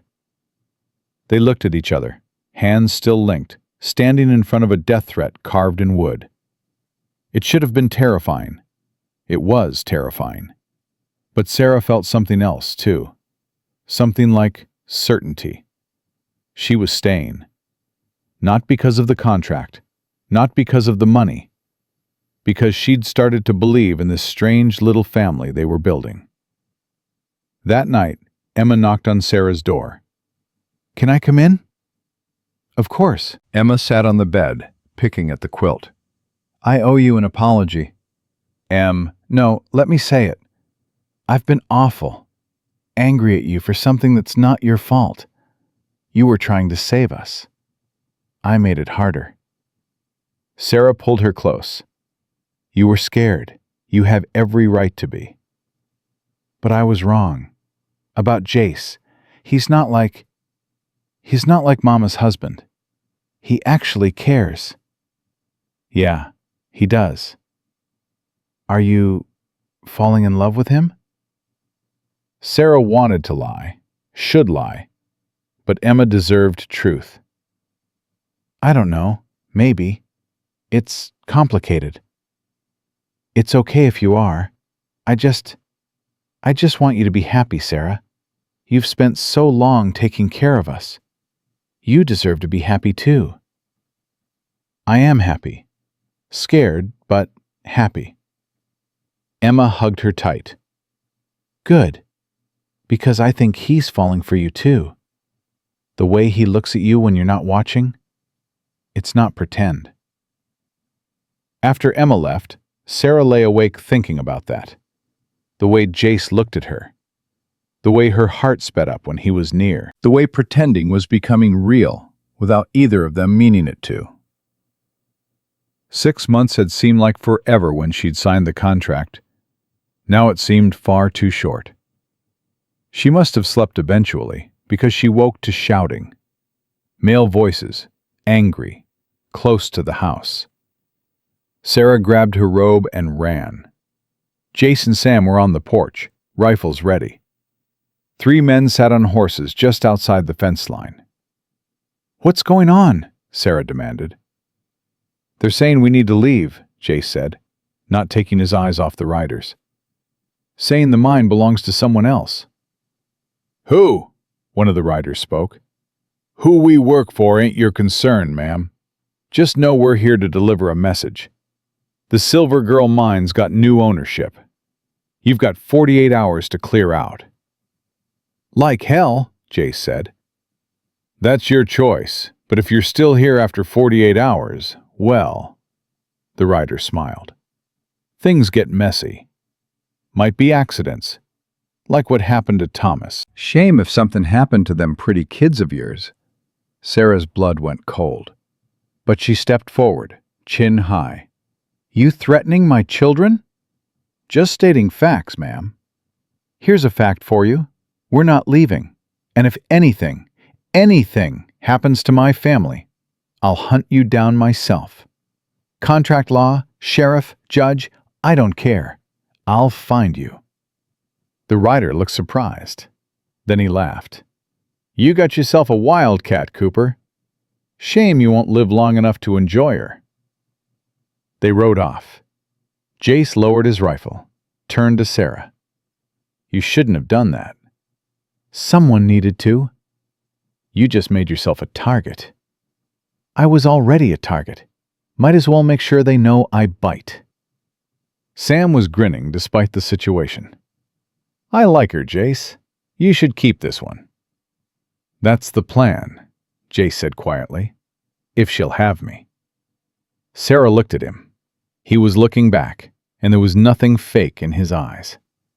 Nothing pretend. Just something real and terrifying and wonderful. 48 hours, Sam said, breaking the moment. "That's not much time." "Then we'd better make it count," Jace said. "Sarah, get the kids ready to travel. We're going to Denver." "Why Denver?" "Because that's where the territorial judge lives, the one who can override the local court. If we're going to fight this, we need to go over Violet's head, and we need to do it now." Sarah thought about the children sleeping inside, about the death threats and the riders and the message carved in wood, about 6 months becoming something more. "I'll pack," she said, because running was smart, but fighting was better. And Sarah Morrison Cooper had never backed down from a fight in her life. She wasn't about to start now. They left before dawn, the wagon loaded with documents and desperation. Sarah held Jack close, while Emma sat rigid beside her, watching the valley disappear behind them. Sam rode ahead, rifle ready, eyes scanning every shadow. "How long to Denver?" Sarah asked. 3 days if we push hard, Jay said. 2 if we barely stop. We barely stop. The first day passed in tense silence. Every rider they saw made Sarah's heart race. Every sound from the tree line had Sam's hand going to his gun. They didn't make camp until full dark, and even then, they didn't light a fire. "Too visible," Sam said. "We eat cold and sleep in shifts." Emma helped Sarah spread blankets in the wagon bed. Jack was already half asleep, worn out from the rough journey. "I'm scared," Emma whispered. "Me too. But you're not showing it." "Can't afford to." Sarah smoothed Emma's hair. "They're counting on us being too afraid to fight back. I won't give them that satisfaction." "When did you get so brave?" "When I had people worth being brave for." After the kids slept, Sarah found Jace sitting watch, staring into the darkness. "You should rest," she said. "Can't. Too much thinking." "About?" "About how this is my fault. I brought you into this. Put your family in danger." Sarah sat beside him. "I walked into this with my eyes open. Stop taking all the blame. Someone tried to drown Jack. Someone's threatening to kill us all. How is that not my fault? Because you didn't carve that message. You didn't send those riders. You're not the villain here, Jace. Stop acting like you are." He looked at her then. Really looked at her. "How do you do that?" "Do what?" "Cut through all my guilt and self-pity and just see things clearly." "Practice. I've spent 5 years raising kids alone. You learn to see what's real and what's just noise in your head." "Sarah," he stopped, seeming to struggle with words. "If something happens in Denver, if this goes bad, it won't. But if it does, I need you to know, this stopped being fake for me weeks ago. Maybe from the start, I don't know. But it's real now. You're real." "And I—" A gunshot cracked through the night. They dove for cover. Sam returned fire, his rifle flashing in the darkness. Sarah scrambled to the wagon, threw herself over the kids. "Stay down!" Jay shouted, firing toward the tree line. More shots. Sarah heard bullets hitting wood, heard Emma crying, felt Jack trembling beneath her. She grabbed the rifle Jace had made her carry and aimed at shadows. "Sarah, no!" Jace yelled. But she fired anyway. Once. Twice. The shots echoed and then— silence. "They're running!" Sam called. "Heading north." Jace was at the wagon in seconds, pulling Sarah down. Are you insane? You could have been killed. So could my kids. She was shaking, but her voice was steady. I'm not hiding while someone shoots at my family. Your family. He grabbed her shoulders. Sarah, this is exactly what I'm talking about. You're acting like this is permanent. Like we're really... We are really. That's what you don't understand. The words burst out of her. I know it started as a contract. I know we had 6 months, and then we'd part ways. But Jace, I don't want to part ways. I don't want this to end. He stared at her. Emma was staring too, having emerged from under the blankets. Even Sam had stopped to listen. Say that again, Jace said quietly. I don't want this to end. I don't want to leave. I want... Sarah stopped, suddenly aware of their audience. Can we talk about this later? No, say it now. Jace. Say it, Sarah. I want to stay married to you. The words came out fierce, almost angry. Not for 6 months. Not for a contract. For real. Because somewhere between the desperation and the threats and you jumping in a creek to save my brother, I fell in love with you. And I know that's not what we agreed to. I know it's not smart. But it's true. So there. I said it. Happy now? The silence was deafening. Then Jace was kissing her. Not gentle, not tentative. Desperate and real and full of everything he hadn't said. Sarah kissed him back, her hands fisting in his shirt, her heart hammering against her ribs. When they broke apart, Emma was grinning. Finally, I thought you two would never figure it out. You knew? Sarah asked. Everyone knew, even Jack. You're terrible at hiding it. Jack poked his head up. Are you and Jace really married now? Like, for real? We were always really married, Sarah said, looking at Jace. We just didn't know it yet. Good, Jack said, settling back down. I like him. Can I go back to sleep now? Despite everything, the gunshots, the fear, the danger, Sarah laughed. But Sam wasn't laughing. We need to move, now. Those men will be back with reinforcements. We've got maybe an hour. They broke camp in minutes, pushing the horses hard through the darkness. Sarah held tight to the wagon seat, Jace beside her, their shoulders touching. Nothing was solved. The danger was worse than ever. But somehow, having said the words out loud, made her feel stronger. They didn't stop until noon the next day, switching horses at a relay station where the owner took one look at Sam's face and asked no questions. Sarah bought bread and cheese with shaking hands, while Jace talked with the station master. What did he say? Sarah asked when Jace came back. 3 riders came through an hour ago, asking about us, asking which way we went. They're tracking us. Yeah, but we've got a head start now. If we keep moving, we can make Denver by tomorrow night.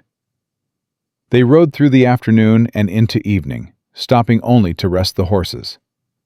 Sarah's body ached, her eyes burned from dust and exhaustion, but she didn't complain.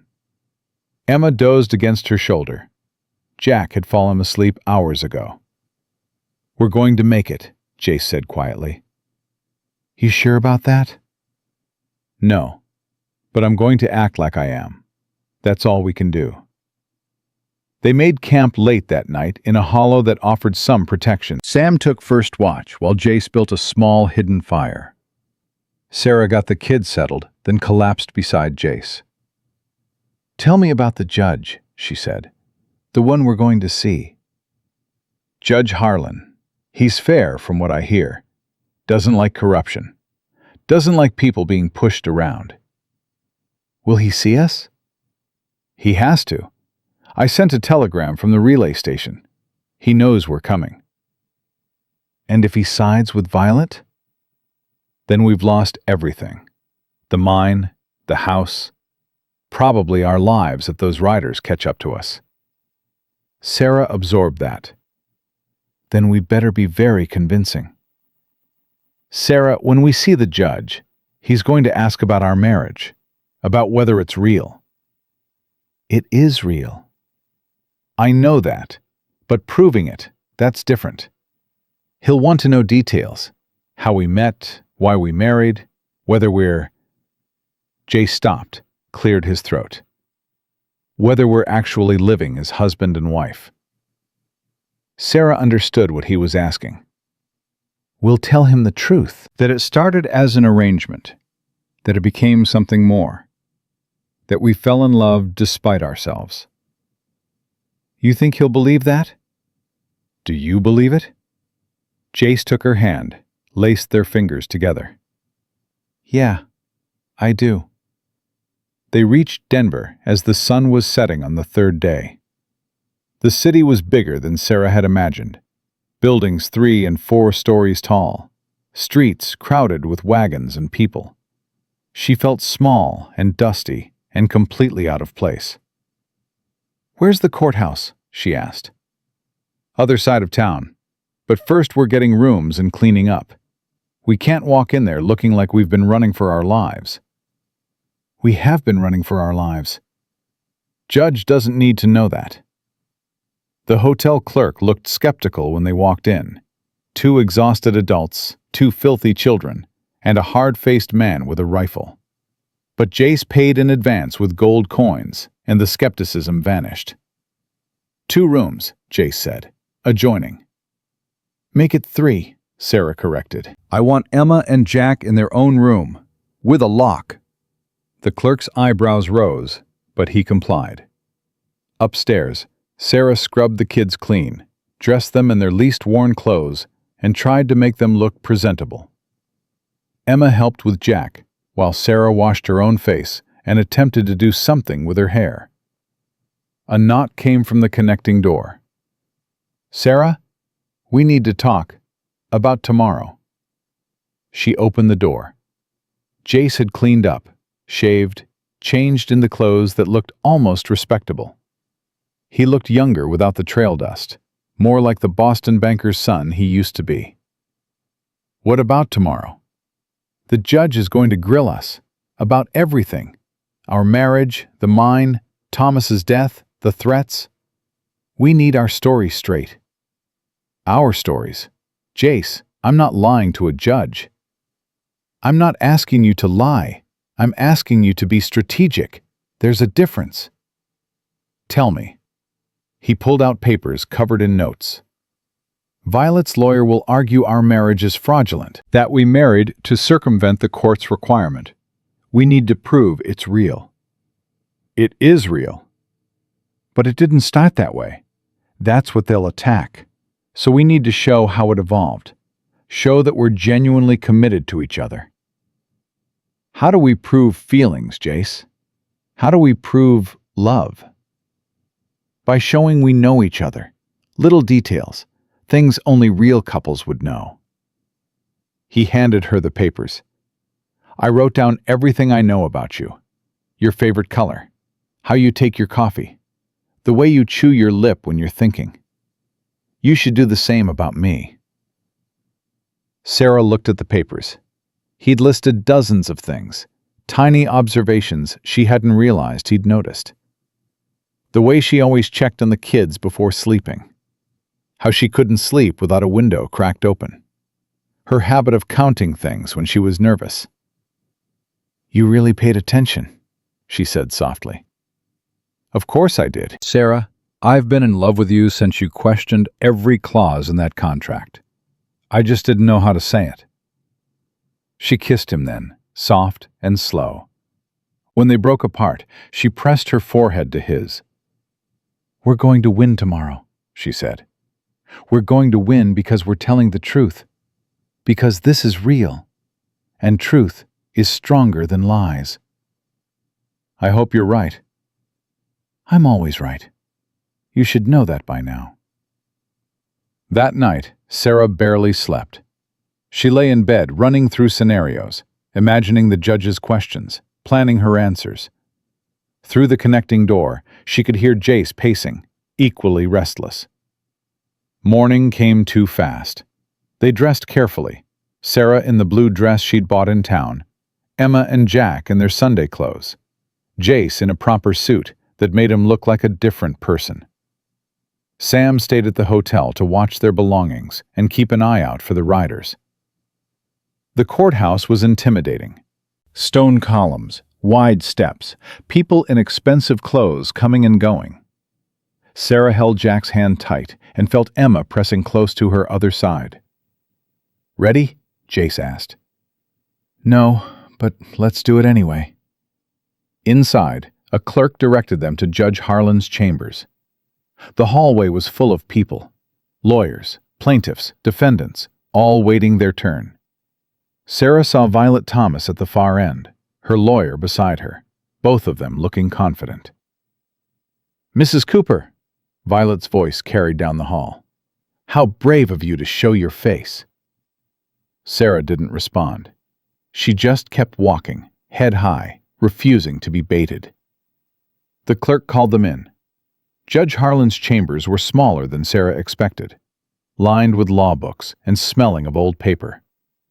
The judge himself was maybe 60, gray-haired, with sharp eyes that missed nothing. "Mr. and Mrs. Cooper," he said, looking up from papers on his desk. "I received your telegram. Quite dramatic. Death threats, you said." Yes, Your Honor. Jace handed over the carved piece of wood they'd brought. "This was left on our property, along with verbal threats from armed men."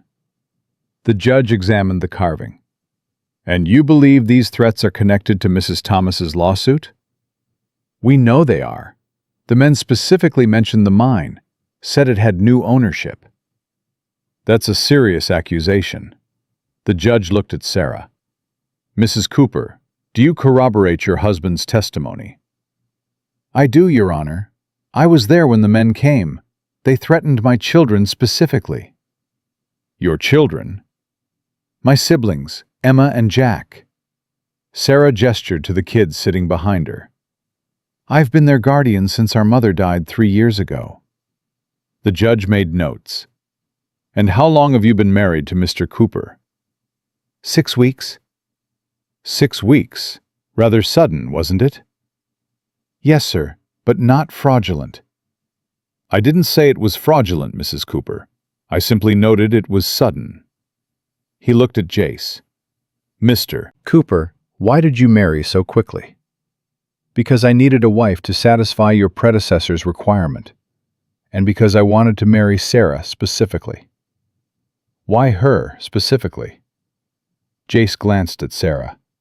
Because she's brilliant, strong, because she doesn't back down when things get hard, because she fights for the people she loves, and because I'd watched her for weeks before I ever approached her, and I knew she was the kind of person I wanted in my life permanently. That's very poetic, Mr. Cooper, but it doesn't answer the question of whether this marriage is genuine or a legal convenience. It's both, Sarah said. It started as convenience, Your Honor. I won't lie about that. My siblings and I were facing eviction. Mr. Cooper needed a wife. We made an arrangement. But somewhere between signing the contract and now, it became real. How real? Real enough that I'd die to protect him. Real enough that he jumped in a flooding creek to save my brother without hesitation. Real enough that we're here fighting for a future together instead of just 6 months on paper. The judge studied her face. "You're very passionate, Mrs. Cooper." "I'm very honest, Your Honor. And right now, honestly, I'm terrified. Someone is trying to kill us.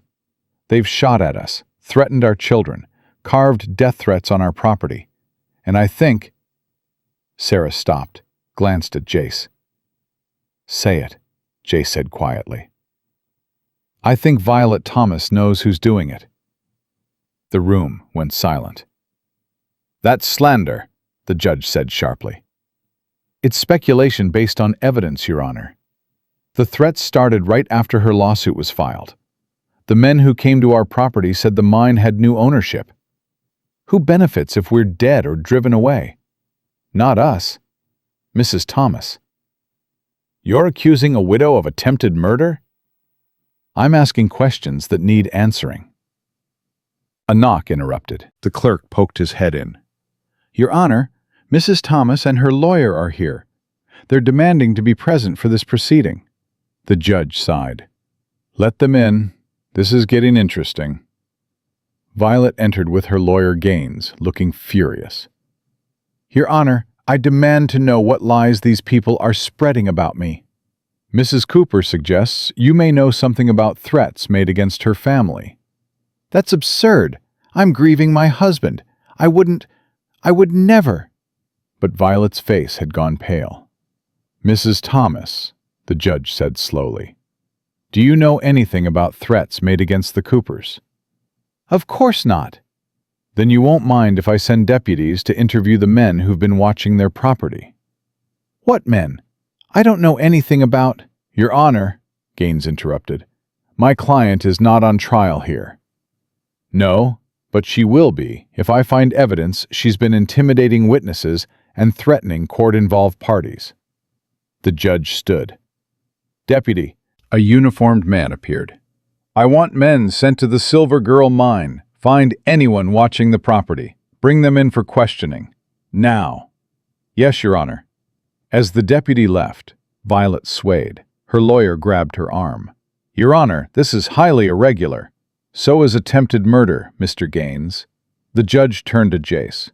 Mr. Cooper, I'm placing a protective order on your property and family.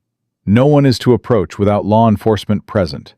The case regarding mine ownership is postponed until we've investigated these threats thoroughly. Thank you, Your Honor. Don't thank me yet. If I find out you're lying about any of this, I'll throw the book at all of you. He looked at Violet. Mrs. Thomas, I suggest you cooperate with the investigation. If you're innocent, you have nothing to fear. If you're not— I am innocent! Violet's voice came shrill. I didn't order anyone killed. I just wanted what was mine. What do you mean, just? The judge asked quietly. Violet looked at her lawyer, who shook his head frantically. But the words were already coming. I mean, I hired men to scare them, not hurt them, just scare them. My husband died for that mine, and I deserve compensation. But I would never order anyone killed. The room exploded. Your Honor, my client is distraught. Your client just confessed to witness intimidation. It was just meant to frighten them into settling. Shut up, all of you. The judge's voice cracked like a whip. Mrs. Thomas, you're admitting you hired men to threaten the Coopers. Violet was crying now. I just wanted my share. Thomas died for that mine. He deserved— I deserve— You deserve to be arrested. The judge called for another deputy. Take Mrs. Thomas into custody. Charge her with witness intimidation and conspiracy to commit assault. Your Honor, please. But the deputy was already taking Violet's arm, leading her out. Her lawyer followed, still protesting. The door closed behind them, leaving silence. The judge sat back down, suddenly looking exhausted. Mr. and Mrs. Cooper, I owe you an apology.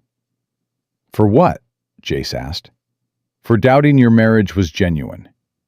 Anyone who'd stand up in court like that, defend each other like that, that's real. I don't care how it started. Sarah felt tears threatening. Thank you, Your Honor. Don't thank me. This isn't over. Those men Violet hired, they're still out there. And now that their employer's in jail, they've got nothing to lose. He looked at Emma and Jack. You kids stay close to your sister and your brother-in-law.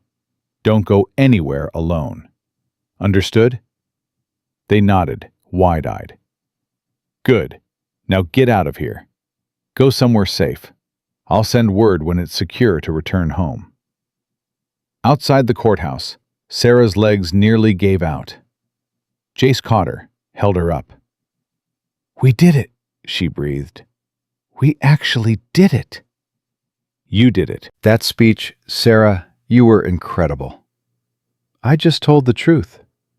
That's what made it incredible. Emma and Jack were dancing, actually dancing on the courthouse steps. Sam appeared from wherever he'd been watching, grinning. Heard she got arrested. Serves her right. It's not over, Jay said. The men she hired. Let me worry about them. Sam's smile was dangerous. I've got contacts in Denver. Men who owe me favors. We'll find them. They walked back to the hotel in a daze. Sarah couldn't quite believe it. The lawsuit was postponed. Violet was arrested. They'd won. But as Jay said, it wasn't over. Not yet. That night, Sarah sat with Emma and Jack in their room, all three of them on one bed, like they used to do in the boarding house. Are we safe now? Jack asked. Getting safer, but yeah, I think we're going to be okay. And we can stay with Jace in the valley? If you want to. I want to, Jack said immediately. He's teaching me about rocks, And Sam's teaching me to shoot. and there's a whole library. Em? Sarah looked at her sister. What do you want? Emma was quiet for a long moment. I want you to be happy. Really happy, not just pretending. And Jace makes you happy. So yeah, I want to stay. Sarah hugged them both tight, breathing in the scent of them, feeling grateful for everything that had brought them here. A knock came from the connecting door. Sarah opened it to find Jace, looking uncertain. Can I talk to you? Always. They went to his room. He closed the door, then turned to face her. I need to know something, he said. Today, in court, when you said you'd die to protect me, did you mean it? Yes. And when you said this was real, I meant that too, Jace. I don't say things I don't mean.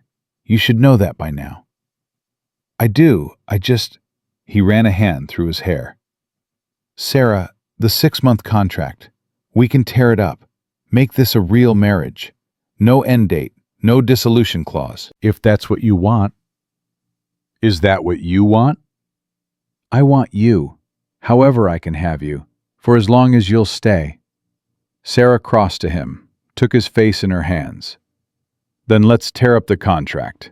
Make this permanent. Build something real together. You're sure? I've never been more sure of anything. He kissed her then, and it felt like a promise, like the start of something that would last longer than 6 months, longer than any contract, longer than either of them could imagine.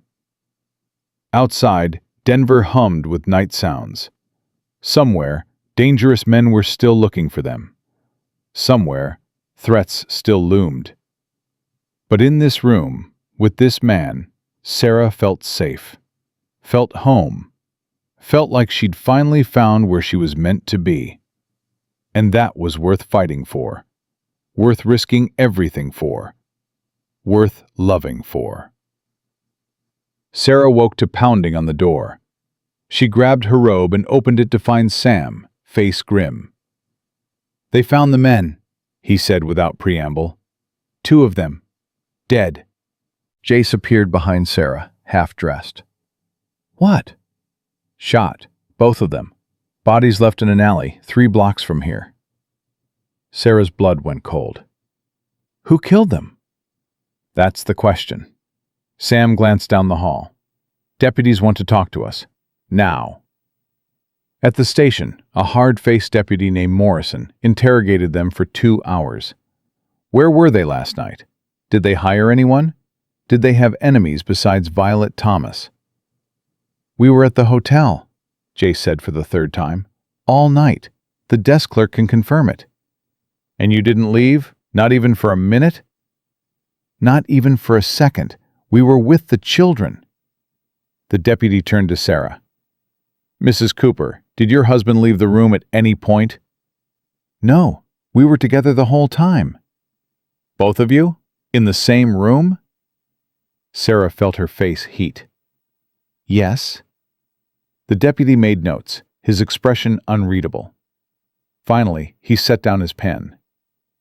The men who died, they're known criminals, hired guns. They've worked for half the claim jumpers in the territory. Then why are you questioning us like we're suspects? Sarah demanded. Because someone wanted them dead. Someone with means and motive. And you two just inherited a silver mine worth killing for.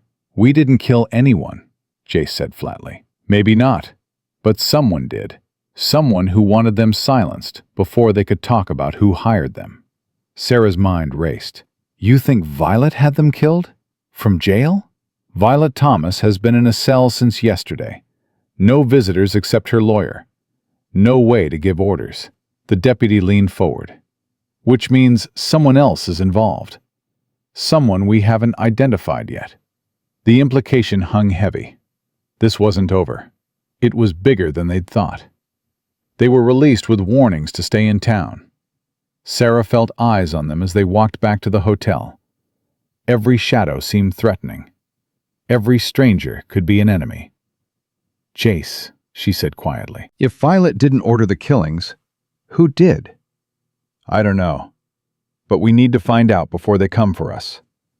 Sam was waiting in the hotel lobby with news. I talked to some contacts. Turns out those men who died, they didn't work for Violet. They worked for someone else. Someone who's been buying up mining claims all over the territory. Who? Goes by the name Carver. Nobody knows much about him.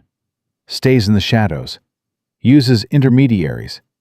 But he's been systematically trying to control every major silver operation in Colorado.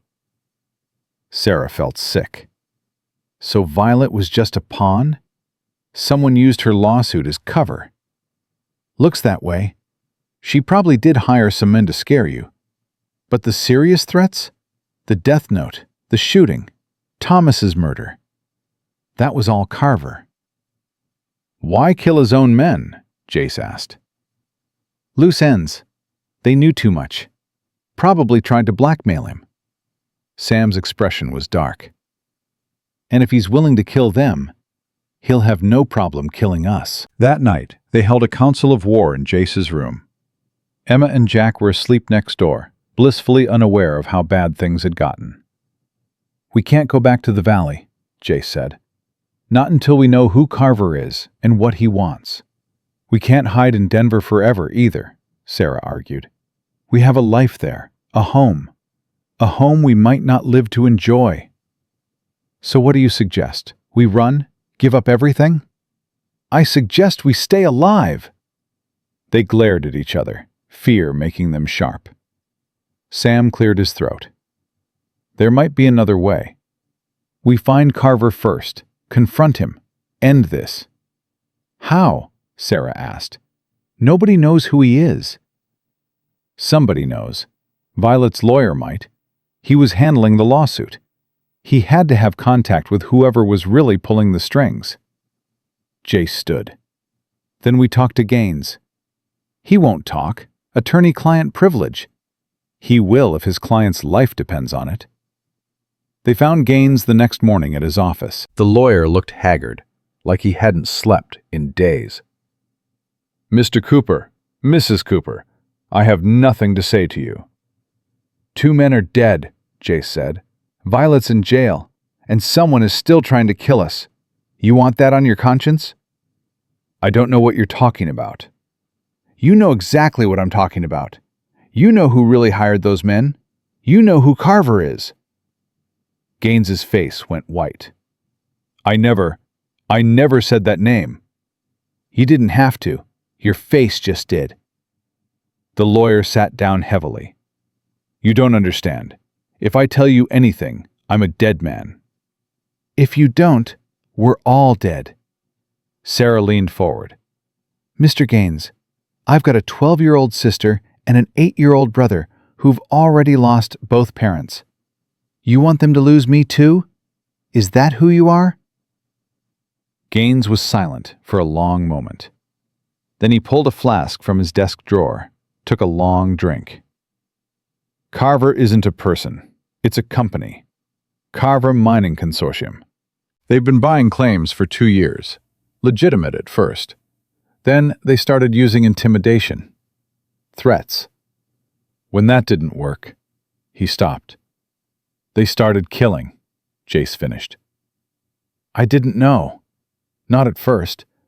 Violet came to me saying she deserved compensation for Thomas's death. I believed her. I took the case. But then someone approached me, offered to fund the lawsuit, said they had a vested interest in making sure the Silver Girl mine changed hands. Who approached you? Gaines looked at them with haunted eyes. His name is William Sterling.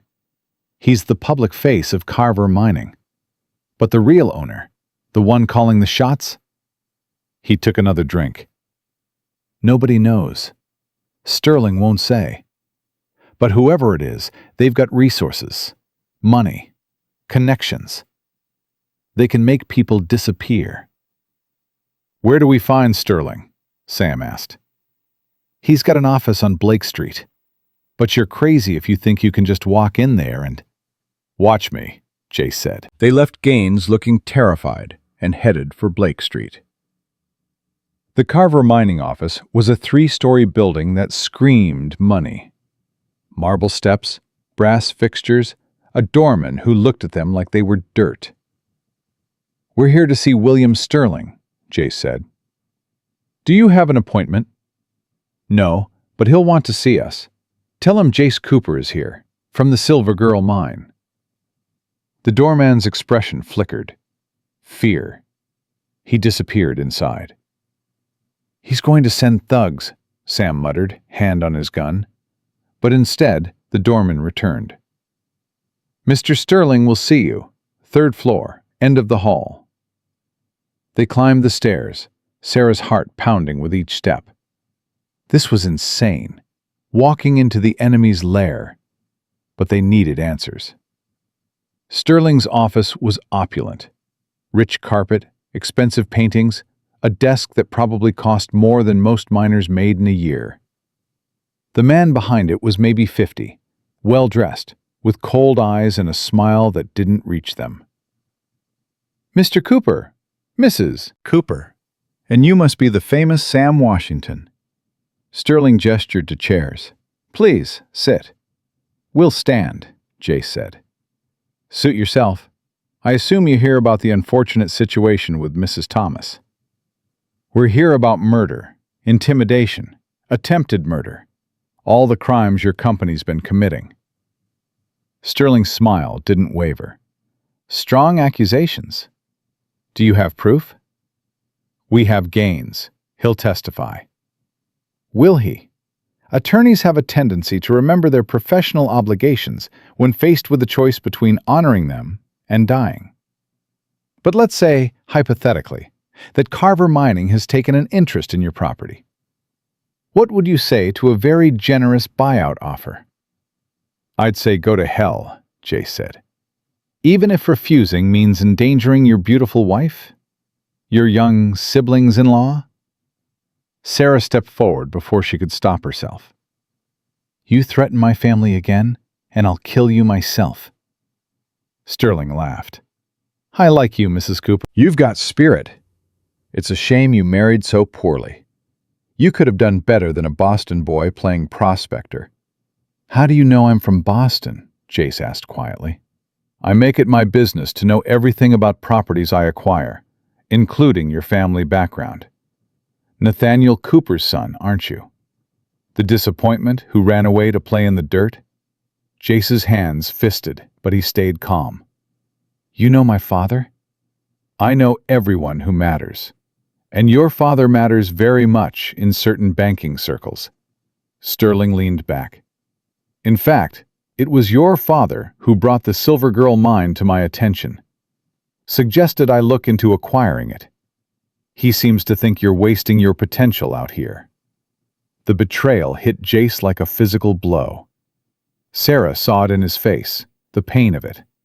His own father had sent killers after him. You're lying, Jace said, but his voice wavered. Am I? Why don't you ask him yourself? He's right outside. The door opened. A well-dressed older man walked in, looking exactly like an aged version of Jace. Same jaw, same eyes, but harder, colder. "Hello, son," Nathaniel Cooper said. "It's time we talked." Sarah felt Jace go rigid beside her. You're behind this?" "I'm behind nothing. Mr. Sterling approached me about your situation. Said you were in over your head. I agreed to help." "Help? You sent men to kill me." "Don't be dramatic. I sent men to encourage you to come home, where you belong. The Boston Bank needs you, James. This ridiculous mining fantasy has gone on long enough." "People are dead. Thomas died because of this." Nathaniel waved a hand dismissively. "That was an unfortunate accident. Not my concern." "It wasn't an accident. It was murder." "Prove it." The words hung in the air. Sarah watched Jace struggle with rage and grief and betrayal all at once. She put a hand on his arm, steadying him. "Mr. Cooper," she said, her voice cutting, "your son doesn't want your help.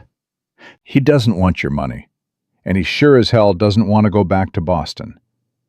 So whatever deal you've made with Sterling, whatever you think you're accomplishing, you've failed." Nathaniel's eyes went cold. "And who are you to speak to me that way?" "I'm his wife, his real wife. And I'll be damned if I let you destroy what we've built. You've built nothing. You're a poor school teacher who married for money. Don't pretend this is some grand romance. It started as necessity. It became love, which is something you clearly know nothing about." Sarah stepped closer. "You want your son to fail so badly you'd have him killed? What kind of father does that? The kind who knows his son is wasting his life chasing silver in the dirt when he could be running an empire." "I don't want your empire," Jace's voice cracked. "I never wanted it. I want this, mine, my life, my wife. Why can't you accept that?" "Because you're my son. You're meant for better than this." "Better than being happy? Better than being free?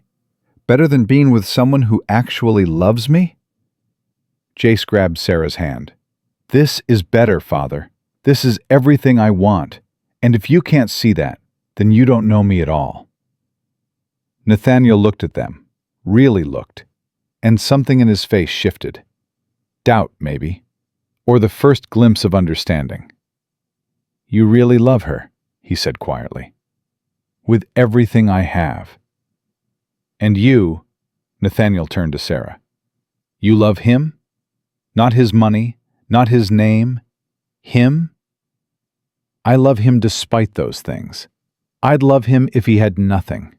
Because he's kind and brave, and he jumped in a creek to save my brother without thinking twice. That's the man I married. That's the man worth fighting for." The room was silent. Sterling looked uncomfortable, like this wasn't going according to plan.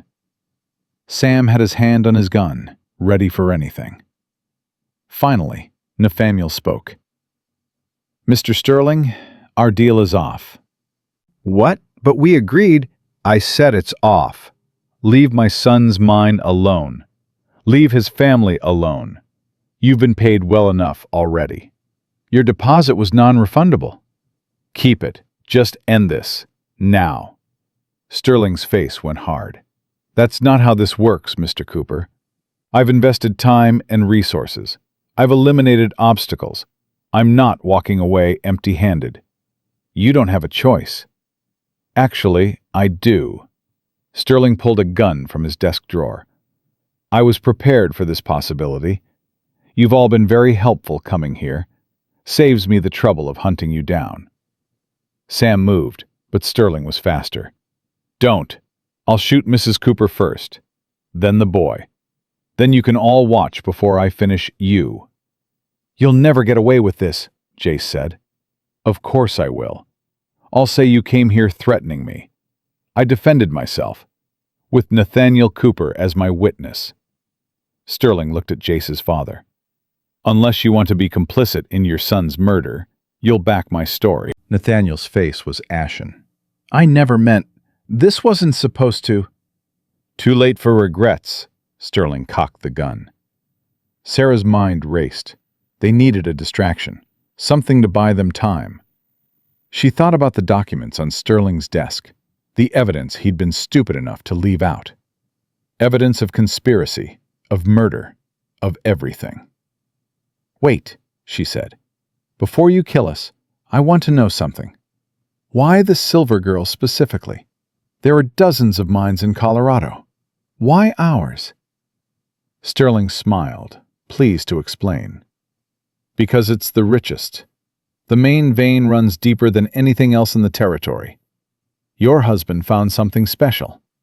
I wanted it. And you were willing to kill for it. I was willing to do whatever it took."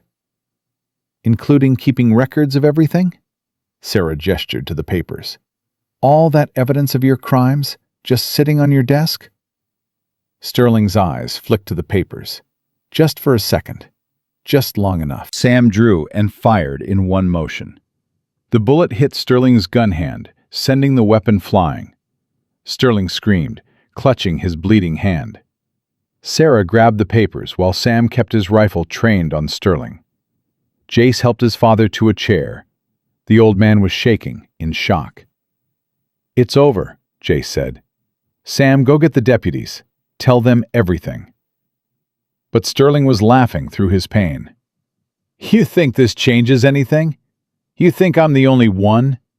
There are others, bigger fish. This isn't over, Cooper. It's just beginning." "Maybe," Sarah said, "but you won't be around to see how it ends." The deputies came. Sterling was arrested, still ranting about conspiracies and bigger players. His office was searched, revealing years of documentation on illegal acquisitions, murders, intimidation. It was enough to put him away for life. Nathaniel Cooper sat in stunned silence as his son gave testimony. When it was over, he approached Jace hesitantly. "I'm sorry," he said, and his voice broke. "I thought I was helping. I thought you were wasting your life. I was wrong." Jace looked at him for a long moment. Sarah held her breath, waiting. "Yeah," Jace said finally. "You were. But you're still my father. And maybe we can fix this. Eventually." "I'd like that." They didn't embrace, but they nodded at each other. And it was a start. That night, back at the hotel, Sarah collapsed. Everything hit her at once. The fear, the adrenaline, the relief. Jace held her while she cried, whispering that it was over. They were safe. They'd won. Emma and Jack emerged from their room, where they'd been kept during all the chaos. "Is it really over?" Emma asked. "Really over," Sarah said. "We can go home." "Home to the valley?" "Home to the valley." They left Denver 3 days later, after giving depositions and signing statements and watching Violet Thomas get released, with all charges dropped. She looked broken, destroyed by the realization of how she'd been used. "I'm sorry," she said to Sarah as they passed on the courthouse steps. "For everything. I missed him. I wanted someone to blame." "I understand," Sarah said. And she did. The ride back to the valley was different. Lighter. They took their time, stopped to rest, actually enjoyed the journey. Sam rode alongside, whistling. Emma and Jack played in the wagon bed, laughing. When they crested the ridge and saw the valley spread below, Sarah felt her heart lift. Home. This was home. The house looked the same. The mine entrance still framed the mountainside. But everything felt different. Fresh. New. "Welcome back," Sam said, grinning. Over the next weeks, they settled into real life. Not pretend married life, not contract life. Real life. Sarah opened her school, teaching Emma and Jack and 6 other children from nearby ranches. She loved it. Loved watching minds open to new ideas. Loved the challenge of making complicated things simple. Jace worked the mine with Sam, but more carefully now, more sustainably. He was thinking long-term, thinking about the future. Emma flourished. She'd found books on medicine in Jace's library and was devouring them. "I'm going to be a doctor," she announced one day. "Then you'll be a doctor," Sarah said. Because why not? Why couldn't Emma be whatever she wanted? Jack followed Jace everywhere, learning geology, learning mining, learning to be careful and thoughtful and patient. He'd found a father figure in Jace, and Jace had found something he'd lost when Thomas died. A purpose beyond just survival. One evening, 2 months after they'd returned, Jace found Sarah on the porch watching the sunset. "I've been thinking," he said. "Dangerous activity." "Shut up." But he was smiling. "I've been thinking about our marriage, the contract we tore up, the vows we never really said properly." "What about them?" "I want to do it right. A real ceremony, real vows, with Emma and Jack and Sam and whoever else we can drag up here. I want to marry you for real, Sarah. Not because I need a wife on paper, because I need you in my life." Sarah's throat tightened. "We're already married." "We're legally married. I want us to be married, with witnesses and promises and everything." "That sounds like a lot of fuss." "You're worth fussing over." She kissed him then, soft and sure. "Okay, let's do it. Let's get married for real." They held the ceremony a month later. The preacher came from town. Neighbors came from surrounding ranches. Nathaniel Cooper came from Boston, tentatively rebuilding his relationship with his son. Even Violet Thomas came, bringing flowers as an apology. Sarah wore a dress she'd made herself, blue like the sky. Emma stood beside her, crying happy tears. Jack was Jace's best man, so proud he could barely contain it. "Do you, Sarah Catherine Morrison Cooper, take this man to be your husband? For real this time, not just on paper, but in your heart?" "I do. I really, truly do."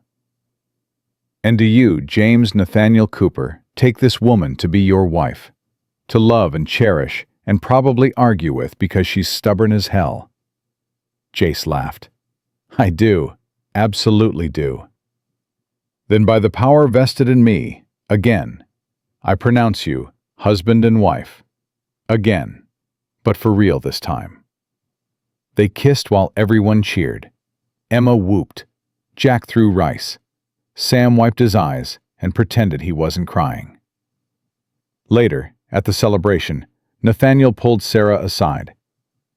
"I underestimated you," he said. "I thought you were after money. I was wrong. You were protecting your son. I can't fault you for that. Still, I'm sorry. For everything." "Apology accepted. Now stop being awkward and go talk to your son. You've got years to make up for." As the party wound down and guests started leaving, Sarah stood with Jace, watching the valley turn gold in the setting sun. "We did it," she said. "We actually did it." "Built a life?" "Built something real. From nothing. From desperation and contracts and fake marriage. We made it real." "You made it real. You fought for it when I wanted to run. You stood up when I wanted to hide. You—" His voice caught. "You saved me, Sarah. In every way a person can be saved." "We saved each other." Emma and Jack ran up, grabbing them for hugs. Sam joined them, and then other friends, and they all stood together watching the day end and a new life begin. 6 months ago, Sarah had been desperate and alone, facing eviction with 2 kids to protect. 6 months ago, she'd married a stranger out of pure necessity. Now she had a home, a husband who truly loved her, siblings who were thriving, a school, a community, a future. And